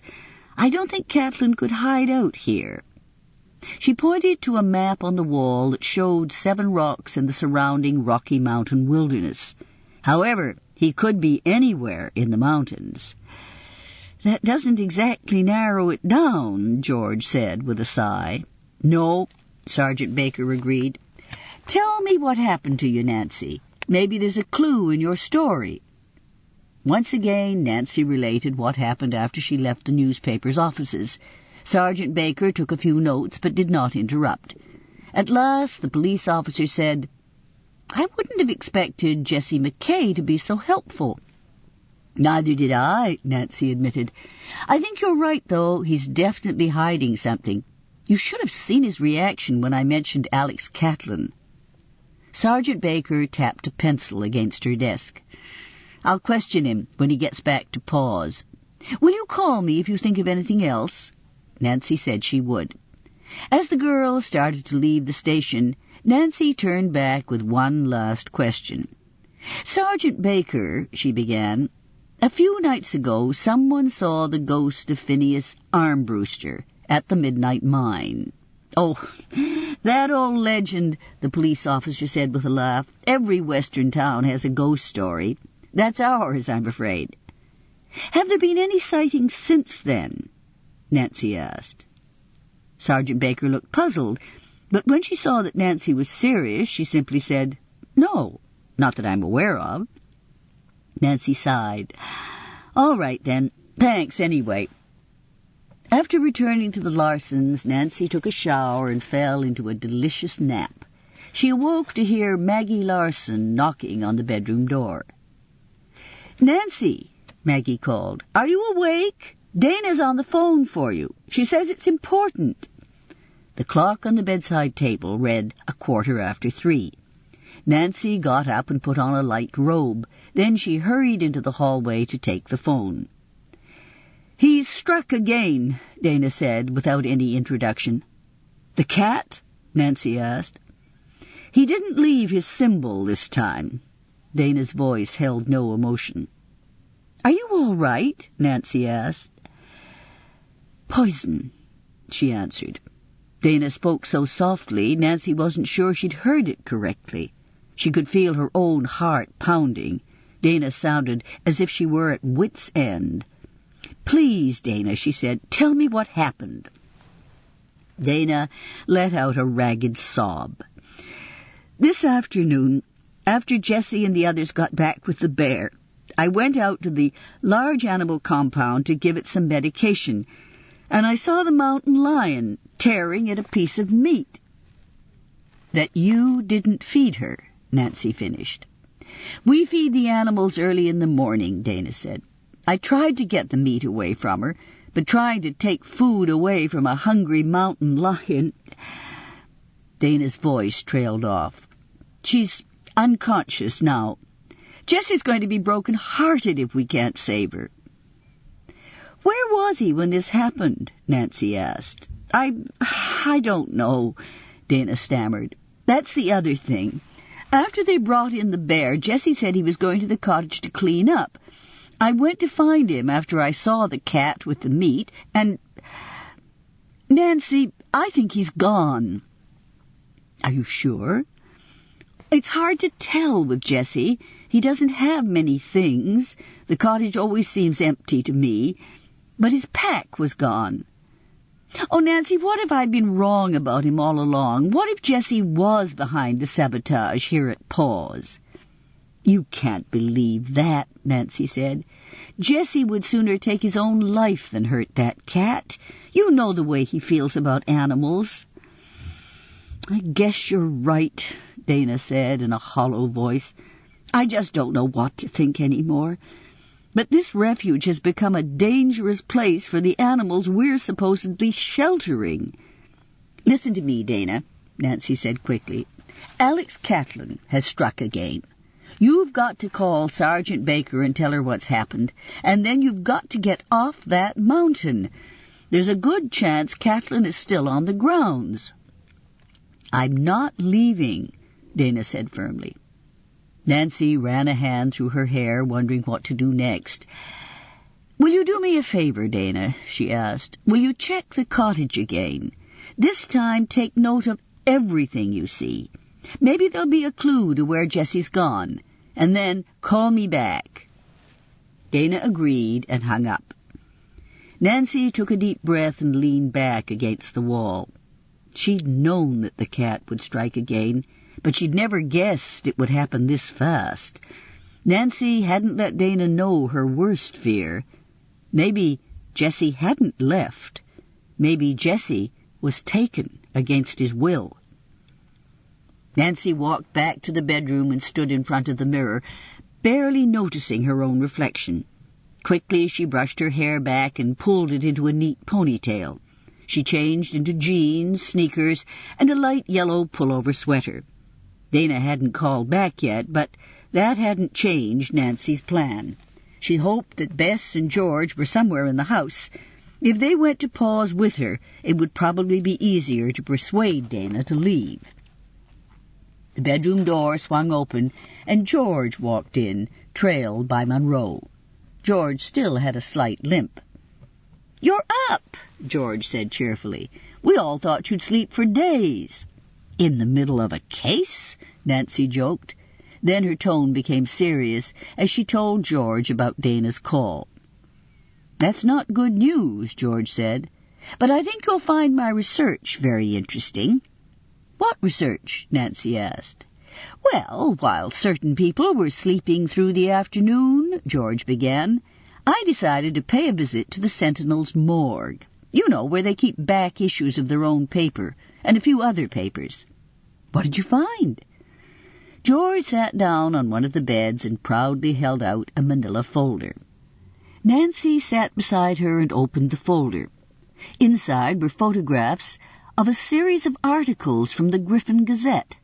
Written 2 years earlier, they covered the trial of Alex Catlin. Nancy emitted a low whistle as she skimmed the first article. He's got a string of arrests and convictions going back to when he was 10 years old. Breaking and entering, arson, assault, robbery, she read. But even with all those convictions, it wasn't until this trial that he actually got jail time. Keep reading, George said. You haven't gotten to the really interesting part. The trial favored the defense, Nancy read, until the appearance of a surprise witness, Catlin's younger brother, Jesse, age 16. Jesse Catlin's testimony turned the trial around, said a member of the jury later. Jesse Catlin convicted his own brother. Nancy glanced at the accompanying photographs. That's his secret, Nancy said. Jesse McKay is really Jesse Catlin. Chapter 13, The Cat's Lair. Nancy stared at the photograph of Jesse, which had been taken 2 years earlier. He was wearing a stiff-looking suit and tie, but he was unmistakably Jesse. No wonder Alex had seemed so familiar. Although heavier, Alex had the same finely chiseled features. The phone rang again. "I'll get it," George said. She reappeared almost immediately. "Nancy, it's Dana." "I went back to the cottage," Dana said when Nancy had picked up the phone. "All I found were a couple of T-shirts, a bunch of rock tapes, some bug repellent, and a map." "What does the map show?" Nancy asked. "It's a topographic map of a section of the Rockies," Dana answered. "It's all mountain and forest. There are 4 spots that Jesse, or someone, circled in pencil." "Alex Catlin and Jesse are brothers," Nancy told Dana. She paused, and there was silence on the other end of the phone. "I don't believe it," Dana said finally. "Jesse testified at Alex's trial and sent him to jail," Nancy went on. "I'm sure that's why Alex has been after him. What I don't know is whether Jesse left the refuge on his own, trying to outrun Alex, or whether Alex got him." "You mean the way he got you?" Dana's voice quavered. "Something like that," Nancy said. "Look, if Alex took him, I don't know what we can do. But if Jesse left under his own power, we should check out those 4 places on the map. Do you know where they are?" "They all look like they're in deep woodland," Dana said. "And it's going to take time to check them out. They're miles apart from each other. We need to narrow them down to the most likely place Jesse went." Nancy twirled the phone cord between her fingers. How could she narrow down 4 places on a map she couldn't even see? "I know," she said. "Maggie's an expert on that stuff. If you bring the map here, I'm sure she'll help us." "Maggie's the best when it comes to trails," Dana agreed, "but I'm talking about wilderness. There isn't a single trail near any of these places." She gave a reluctant sigh. "I hate to do it, but I think we're going to have to ask Lucas for help. No one knows the mountains better. He'll be able to look at the map and tell us exactly what's at each spot." "Do you think he will?" Nancy asked. "He has to," Dana said simply. "Meet me at his place in 45 minutes. Nancy found George and Bess in the kitchen. Bess had just put a cake in the oven, and George was doing her best to clean the bowl. "Are you up for another visit to Vaughan Outfitters?" Nancy asked. "Sure," George said. Bess put down the wooden spoon. "I don't want to let you down, but I just put the cake in to bake." "It's all right," Nancy said quickly. "Actually, it might be a good idea if you stayed here. We might need to call for backup." Bess raised her hand in mock salute. "I'll be waiting," she said, "and so will a chocolate cake." That just leaves one problem, Nancy said, explaining this to Maggie and Cal. She knew that the Larsons had been worried by her ordeal. She wasn't sure how to tell them now she had to search for Jessie. Maggie's at the post office, Bess said, and Cal's at the Sentinel. Don't worry, I'll explain everything when they get home. Oh, I almost forgot. Cal stopped by while you were napping. He said to tell you there's been another sighting of Phineas at the midnight. He said to ask if you wouldn't prefer to chase a nice, friendly ghost rather than an escaped convict. Nancy's blue eyes sparkled with excitement. Tell Cal I'm going to take him up on his idea. This isn't the way to Vaughan's, George said, as Nancy steered the yellow rental car to the north end of Seven Rocks. Since we have a little time, I thought we'd take a detour, Nancy explained. To the mine. George looked at her friend in surprise. You really do want to check out that ghost story. I keep thinking about the photograph in Dana's book, Nancy said. It's hard to be sure, but it looked like there was a side entrance. And I know I saw a very real person go into the mine the first time we were there. I just couldn't figure out how he did it. Nancy pulled up in front of the Midnight, parked the car, and took out her flashlight. You know, George said, getting out of the car and surveying the deserted area, I think we're the only ones who ever visit this place. Old Phineas ought to be grateful for the company. Nancy stood a short distance from the mine, the open book in her hand. Let's see, she said, studying the photograph. If this dark part sticking out here was an entrance, it would have been on the left side. She looked up at the low wooden building that led into the Midnight. Directly in front of her was the boarded-up door. Nancy consulted the book again, then walked around to the left side. There was no sign of another entrance. Thick wooden planks, blackened with age, formed a solid wall. Carefully, Nancy examined them. She checked to see if any of the boards were loose or looked as if they could be moved. Any luck? George said. No, Nancy replied. I don't understand it.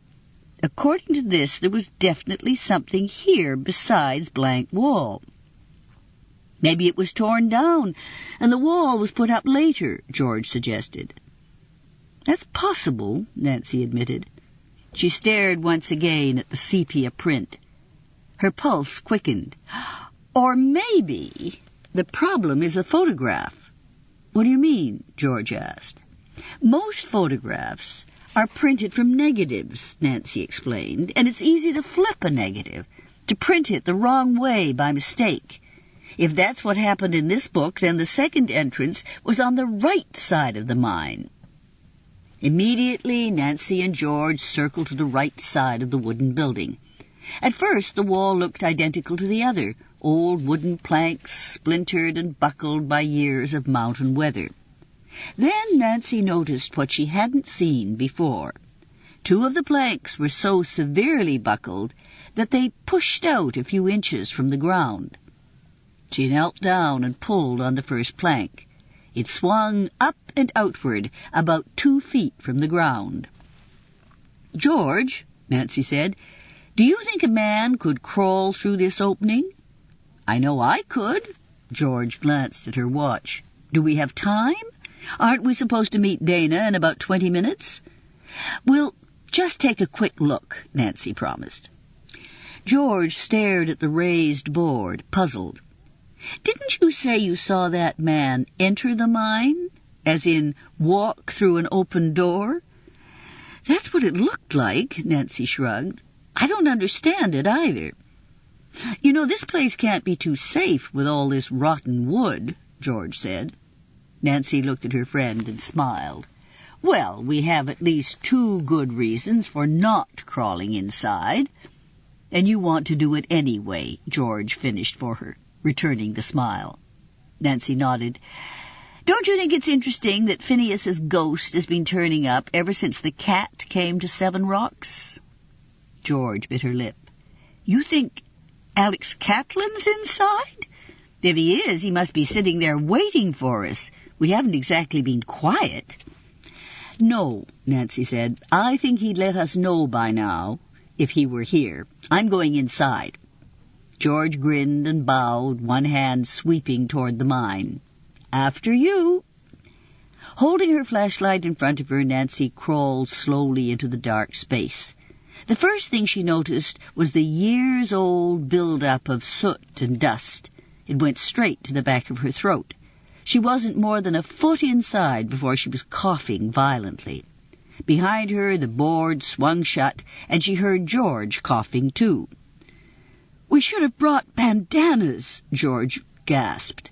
"Too late now," Nancy said. She shone her flashlight around the small room that had once led into the silver mine. The air was damp and cool. Suddenly, George jumped back, pointing ahead of her. Her hand was pressed down over her mouth, stifling a scream. Nancy looked in the direction George was pointing. A strange, furry mass was hanging from the ceiling. "They're just bats," Nancy told her. "They sleep holding on to each other. They won't hurt us." "What if they fly into us?" George asked. "They won't," Nancy assured her. "They're great at navigating. If we don't bump into them, they probably won't even wake up." "If you say so," George said doubtfully. The room became darker as the girls moved farther back. Then, in one wall, Nancy saw a sliver of light. "I think this is what we're looking for," she said. She pushed at the place where the light came through. The entire wooden board moved outward. This is where he got in. Once more Nancy swung the flashlight. This time she saw the rest of the proof she needed. On the ground was a crumpled cigarette pack, an empty box of rifle shells, and a charcoal stick. "He's definitely armed," Nancy said, shining the light on the box. "And that charcoal is what he drew the cat with." She said softly, "We found the cat's lair." "Great. Let's get out of here before he returns," George said. "I don't like this place." Nancy nodded toward the loosened board. "We might as well use his exit." But as Nancy moved toward the opening, there was a loud crack. With lightning-fast reflexes, George pulled Nancy back. A ceiling beam thudded to the floor, landing exactly where Nancy had been standing a second earlier. A thick cloud of dust filled the air, and both girls covered their faces, choking. As they turned toward the place where they had crawled in, a second beam fell. Nancy couldn't see George in the blackness, but she heard her panicked voice. "Nancy, it's going to cave in!" Chapter 14, Alex Catlin. Nancy and George huddled on the floor of the midnight mine, coughing furiously. The air moved with a rush of wings above them. "The bats!" George choked. "Just stay low," Nancy rasped. She kept her head buried in her arms, breathing through her sleeve until the dust settled. Several long minutes later, the girls could see and breathe again. The bats were gone, and two of the thick ceiling beams lay in front of them. Nancy wiped the lens of her flashlight on her pants leg and shone it toward the ceiling. "We've got to get out of here before the rest of this place collapses." She looked toward where they'd crawled in. "Let's try to go back this way." Moving cautiously, the two girls made their way through the abandoned building. At last they reached the loose board. Nancy's hands trembled as she pried it open. They couldn't risk any more of the midnight falling apart. She held her breath as the board swung outward. Finally, she and George crawled out. For a long moment, both girls lay on the ground, taking deep swallows of the fresh mountain air. Their eyes met at the same moment. "Look at you!" George gasped. "Your hair and your face are completely black. And was that sweater really yellow?" Nancy looked down at herself and groaned. "I don't seem to be having much luck with clothing lately, but you're no better." George stood up and tried to brush off the layers of soot. We should do a commercial for laundry detergent, she said. They haven't invented the detergent that would get rid of this dirt, Nancy replied. Her mind was already returning to the case. George, I really do have to meet Dana, but someone should tell Sergeant Baker that we found the cat's hideout. Would you mind if I dropped you off at the station? You want me to walk into a police station looking like this? Nancy shrugged. I'm going to walk into Lucas's place. Please, George, it's important that the police know about this. George sighed. You know I will. She headed toward the yellow rental car. But afterward, I'm going straight back to the Larsons to take a bath. Nancy turned up the long drive that led to Vaughan Outfitters. Dana's van was parked in front of the A-frame. Nancy was surprised to see that Dana was still sitting in her van. Dana got out of the van as soon as she saw Nancy. Now, what happened to you? Don't ask, Nancy said. Why were you waiting in the van? Isn't Lucas here?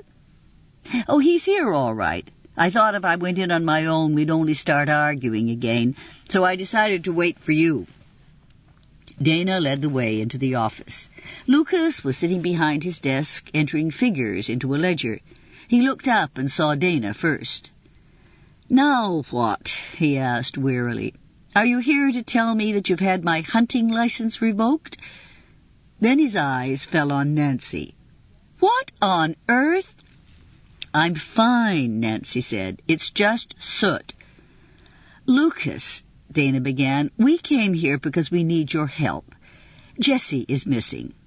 It's more than that, Nancy added. We now know his brother is Alex Catlin, one of the escaped convicts. He's the one who's been sabotaging the refuge.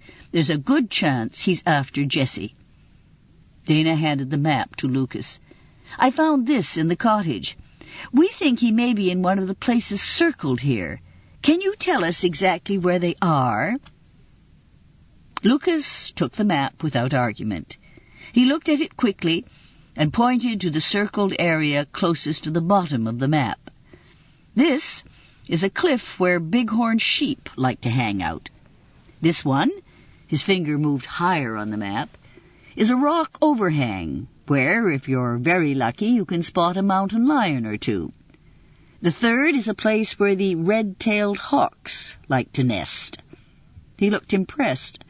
That boy would make a good guide. He knows the mountains and the animals. What's in the fourth circle? Nancy asked. Lucas arched one brow. This one's a little different, he said. It's an abandoned hunting lodge. Do you think he would hide out there? Nancy asked. Lucas frowned. It's been a couple of years since I was inside. The place isn't in great shape, but it's probably better than a lean-to in the rain. Nancy looked at Dana. You know Jessie best. Do you think he might be there, or in any of these other places? Dana hesitated before answering. I'm not sure. But if he's hiding from his brother, the lodge seems the most likely. She's right, Lucas said. The other places are too open. Okay, Dana said, taking the map back. How do we get there? I take you there. That's how, Lucas answered. Oh, no, Dana said. The last thing I want... You don't have a choice, Lucas interrupted. Your brother would kill me if he ever found out I'd let you go after a convict on your own. Look, Nancy said quickly, the important thing is finding Jessie. If Lucas knows where the lodge is and he's willing to lead us there, I think we should accept his offer. Dana stared at the floor, and Lucas stood up. I'm going to put together a few supplies, he said. It'll take about 10 minutes. He looked at Nancy and winked. Do you think you could take a shower in that amount of time? Definitely, Nancy answered. She followed Lucas upstairs. Wait a second, he said, disappearing into what she guessed was a bedroom. He emerged a few seconds later and tossed her a flannel shirt, a pair of dark green cords, and a pair of socks. They might be big, but they're clean, he said. Nancy gasped when she saw her reflection in the bathroom mirror. She wasted no time in hopping into the shower and scrubbing herself clean. 10 minutes later, wearing Lucas's huge clothing, she came downstairs. Dana and Lucas were at it once again. Dana was gesturing angrily at the mounted animal heads. "I just want you to know that this is the most repulsive decor I have ever seen." "I'm sure it is," Lucas murmured. He was loading a rifle. "Do you have to bring that?" Nancy asked. "Dana thinks we may run into Alex Catland," Lucas said evenly. "He's probably armed. I am not about to chance meeting him unarmed. Bad odds." "Let's find Jessie before Alex does," Nancy said, heading for the door. Dusk was falling as Nancy trailed Lucas and Dana up yet another mountainside. In her right hand, Nancy held a heavy flashlight that Lucas had given her. It was still too light to use it. She hoped they'd find the lodge before dark. For the first time, she paid no attention to the splendor of the Rockies. All of her attention was concentrated on following Lucas Vaughn. Lucas, she was learning, was not an easy man to follow. There was no trail, but he never hesitated. He moved swiftly up the mountain with the ease of an animal. If he hadn't stopped often to make sure she was there, she would have lost him long ago. Dana, who was used to the altitude, had no trouble keeping up. Nancy detached herself from a sticker bush. Why was it, she wondered, that Lucas and Dana never walked into sticker bushes? It was almost dark when they caught sight of the abandoned hunting lodge. Built with thick timbers, it sat high on top of a ridge. The front steps were broken, and the roof half caved in. "Terrific," Lucas muttered. "If he's in there and his brother hasn't shot him yet, he'll die of the architecture." Nancy shivered. The lodge reminded her of the midnight mine. She'd already been through one cave-in today, and that was more than enough. Lucas turned to Dana and Nancy. "You two stay put," he said quietly. "I'm going to circle around the lodge and see if anyone's in there." He set off without waiting for a response. Dana immediately started after him. "I've had enough of you giving orders." "Dana," Nancy called, "don't—" But Dana was soon out of earshot, and Nancy knew she couldn't call her back. Besides, she was still winded from the climb. Cautiously, Nancy approached the lodge on her own. There were no lights inside, but she hadn't expected there to be working electricity. Was Jessie here at all, she wondered. The woods were growing darker. Dana and Lucas were nowhere to be seen. Nancy felt her uneasiness grow with every minute. "Jessie?" she called softly. A low laugh behind her caused Nancy to jump. "I'll take that," said a strange man's voice. The heavy flashlight was removed from her hand. Nancy whirled to face a tall, fair-haired man wearing a long coat and holding a rifle. "I believe you're looking for me," said Alex Catland. He shook his head in mock pity. "You would have done better to stay where I left you." He motioned her towards the lodge. Inside. Chapter 15, Brothers. With the gun pressing against her back, Nancy stepped into the abandoned hunting lodge. A single candle lit the dark room. Nancy's heart sank as she saw Jessie sitting in a corner, his hands and feet bound. "Jessie, are you all right?" Nancy cried. "He's fine," Alex replied. "He's just beginning to pay the price for sending his brother to prison." "I've paid for it every day since the trial," Jessie said quietly. "No," Alex said. "You have no idea of how bad it's going to be." "What are you going to do?" Jessie asked, his voice filled with contempt. "Kill us both? Have you killed anyone yet, Alex? Or am I going to be the first?" Alex lifted the gun from the small of Nancy's back and pushed her roughly to the floor. He stared at her, his eyes glittering in the candlelight. "I tried not to hurt you, girl. I left you alive on that mountain. Why couldn't you have stayed out of my way?" One thing was clear to Nancy. She had gotten in the way. What Alex wanted was to hurt Jesse. She'd have to distract him, at least until she came up with a better plan. She forced herself to keep the fear out of her voice. "Why are you doing this?" she asked. "And why have you been threatening Jesse all along?" "I wanted to get a message to my little brother," Alex replied. "I wanted him to know I'd found him. I wanted him to squirm." "And that's why you released the bear and set that fire?" Nancy asked. "I wanted my brother to feel fear," Alex said. His voice was cold. Nancy wondered if it had ever held any warmth. "You know, Alex," Jesse said, "even fear gets worn out after a while. You kept sending me those notes from prison. You were going to get me. Your buddies on the outside were going to get me. I believed them." "Smart boy," Alex said. "You know I don't lie." "You had me so terrified that I stole $500 so I could get away from you. For the past year I've lived like a fugitive, sure that someone was going to turn me in, or worse, tell you where I was." "And then I found you," Alex said. Jesse began to laugh softly. "You found me, all right.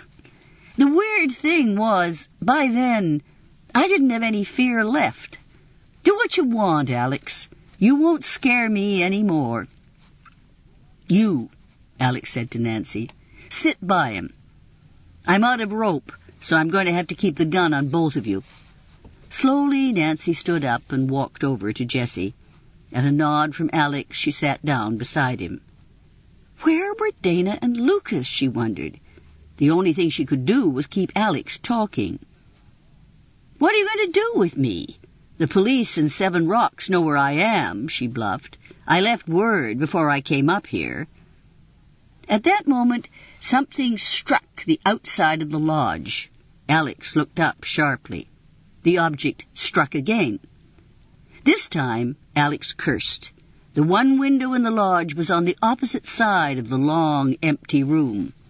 Keeping his gun trained on Nancy and Jesse, Alex backed toward the window. It was covered with some sort of greasy paper. He punched the end of the rifle through the paper and leaned out the window, pointing the gun into the darkness. Then he spun suddenly, advancing on Nancy and Jesse. "Don't try anything," he warned. He jumped as something else hit the outside of the lodge. "What's wrong?" Jesse taunted his brother. "Getting nervous?" Nancy was sure that either Dana or Lucas was responsible for whatever was hitting the lodge, and Alex was getting more upset by the minute. Would that help them, or make him even more dangerous than he already was? "It seems we have company," Alex said to Nancy. "You didn't come up here alone, did you?" "I told you," Nancy said calmly. "The police know I'm here." "Well, they're taking their sweet time about rescuing you," Alex scoffed. He leaned back against the wall. He was playing a kind of game with the rifle, floating it back and forth so that at any moment either Jesse or Nancy appeared in its sight. "You missed my last act," he told his brother. "I left a present for that mountain lion you're so fond of. It should be dead by now." "What are you talking about?" Jesse demanded. "Poison," Alex replied. "I left poisoned meat for the cat. It ate it all." For the first time, Jesse fought wildly against his bonds. "Don't," Nancy warned. "That's exactly what he wants." Jesse shut his eyes and stopped struggling. "The mountain lion is dead," Alex jeered. He was watching his brother with something close to glee. "But it's not," Nancy said quickly, although she wasn't sure whether that was true. "Dana got to the cat right away. It's unconscious, but it's alive." Two heavy objects hit the outside of the lodge. This time, Alex reacted with split-second reflexes. He fired directly through the wall of the building at the source of the sound. "He's terrified," Nancy realized. She would have to gamble on his fear. "There!" she cried hysterically. She pointed to the end of the lodge, her face a mask of fear. Her voice rose to a scream. "It's coming in through the window!" Alex whirled to face the window, his gun raised. "Put the gun down, Catelyn," Lucas Vaughan said calmly. He stood in the doorway, his rifle trained on Alex's back. Alex whirled again, ready to shoot. "That's not a good idea." Lucas's voice was deadly quiet. "Kick the gun away and turn around with your hands to the wall." For the longest moment, Alex stood motionless. His eyes were fixed on Lucas, as if he were silently asking Lucas whether or not he'd really shoot. Something must have convinced him Lucas would. Alex dropped the gun, kicked it away, and put his hands up against the wall. Dana walked in a second later, carrying Lucas's pack. "My rock idea worked." "Would you mind cutting these ropes?" Jessie asked, with a touch of his old impatience. "Delighted," Dana said. She pulled a knife from the pack and freed him. "Just save enough to tie up Alex," said Lucas. "Bess," George shook her cousin's shoulder, "it's a gorgeous day, and we're finally going hiking. Don't you want to get up?" "No," Bess mumbled and turned away. "Let her sleep," Nancy said, laughing. "After all, she did manage to straighten out my account with Nellie." "Right," George said, grinning. "It must have been exhausting." Downstairs in the kitchen, Cal and Maggie were eating breakfast. Nancy and George had no sooner joined them than the doorbell rang. "Now what?" Cal asked, going to the door. He winked at Nancy. "Didn't you tell me your case was solved?" Before Nancy could assure him that it was, Dana and Jessie walked into the room. "We just wanted to make sure Nancy's okay," Dana said. "You must join us for breakfast," Maggie said. Dana accepted at once, and Jessie, looking unsure, sat down as well. "How's the mountain lion?" Nancy asked. "She's going to be okay," Jessie said, with one of his rare smiles. "Either Dana's first aid worked or Alex didn't use enough poison. The cat regained consciousness this morning. She even stood up." "And the bear is his usual bad-tempered self. I think we're going to release the mountain lion cub next week, too," Dana reported happily. The doorbell rang again. Cal raised his eyebrows. A few minutes later, he returned with Sergeant Baker and Lucas Vaughan. "I knew it," Dana said, burying her head in her arms. "I can't escape him." "And good morning to you, too, Miss Walsh," Lucas said, laughing. "We are going to have a pleasant breakfast," Maggie declared, bringing a large bowl of fresh fruit to the table. "That means you two will observe a truce while you're in my kitchen. Is that clear?"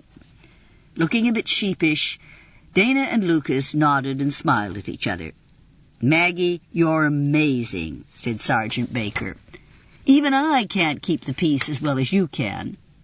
Everyone at the table laughed. George turned to the police officer. "Is Alex, the cat, Catelyn safely behind bars?" "Yes," Sergeant Baker replied, "for a long, long time. He confessed to everything that happened up at Paws, as well as to leaving the trap on the porch and stealing the truck and the rifle. What I want to know is how he got away with kidnapping Nancy on Gaslight Night while just about everyone in Seven Rocks was out on the streets," Cal said. "He sure pulled one over on Harry." "Well, he fit right in wearing that long coat," Sergeant Baker said. "Alex had been watching the comings and goings at Paws, and he knew that Nancy was getting closer and closer to the truth. So he kidnapped her and left her on the mountain." Nancy saw a brief flash of pain in Jessie's eyes. For the first time she realized how much it must have cost him to testify against his brother.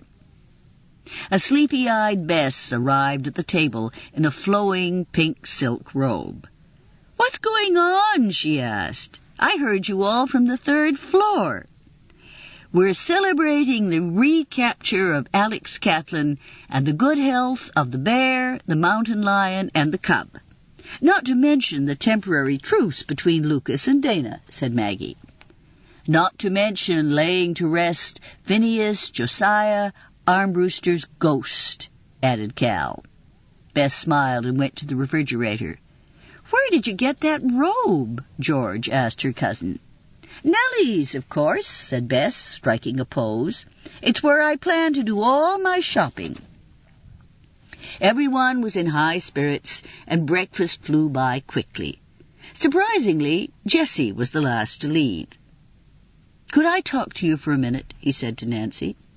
Sure, Nancy answered in surprise. Together they walked out onto the veranda. I was pretty nasty to you, he said quickly. I just wanted to apologize for some of the things I said. You weren't all that awful, Nancy assured him, smiling. She held out her hand. Friends? Jessie grinned and gave her hand a quick shake. Friends. Monroe twined round her ankles as Nancy watched Jessie go down the walk. I never would have believed it, she thought. Then she reached down, scooped up the cat, and headed back into the house. This concludes The Secret at Seven Rocks, a Nancy Drew mystery story by Carolyn Keene. Narrated by Aileen Seaton, monitored by Lydia West and Georgina Madot. Completed February 1993,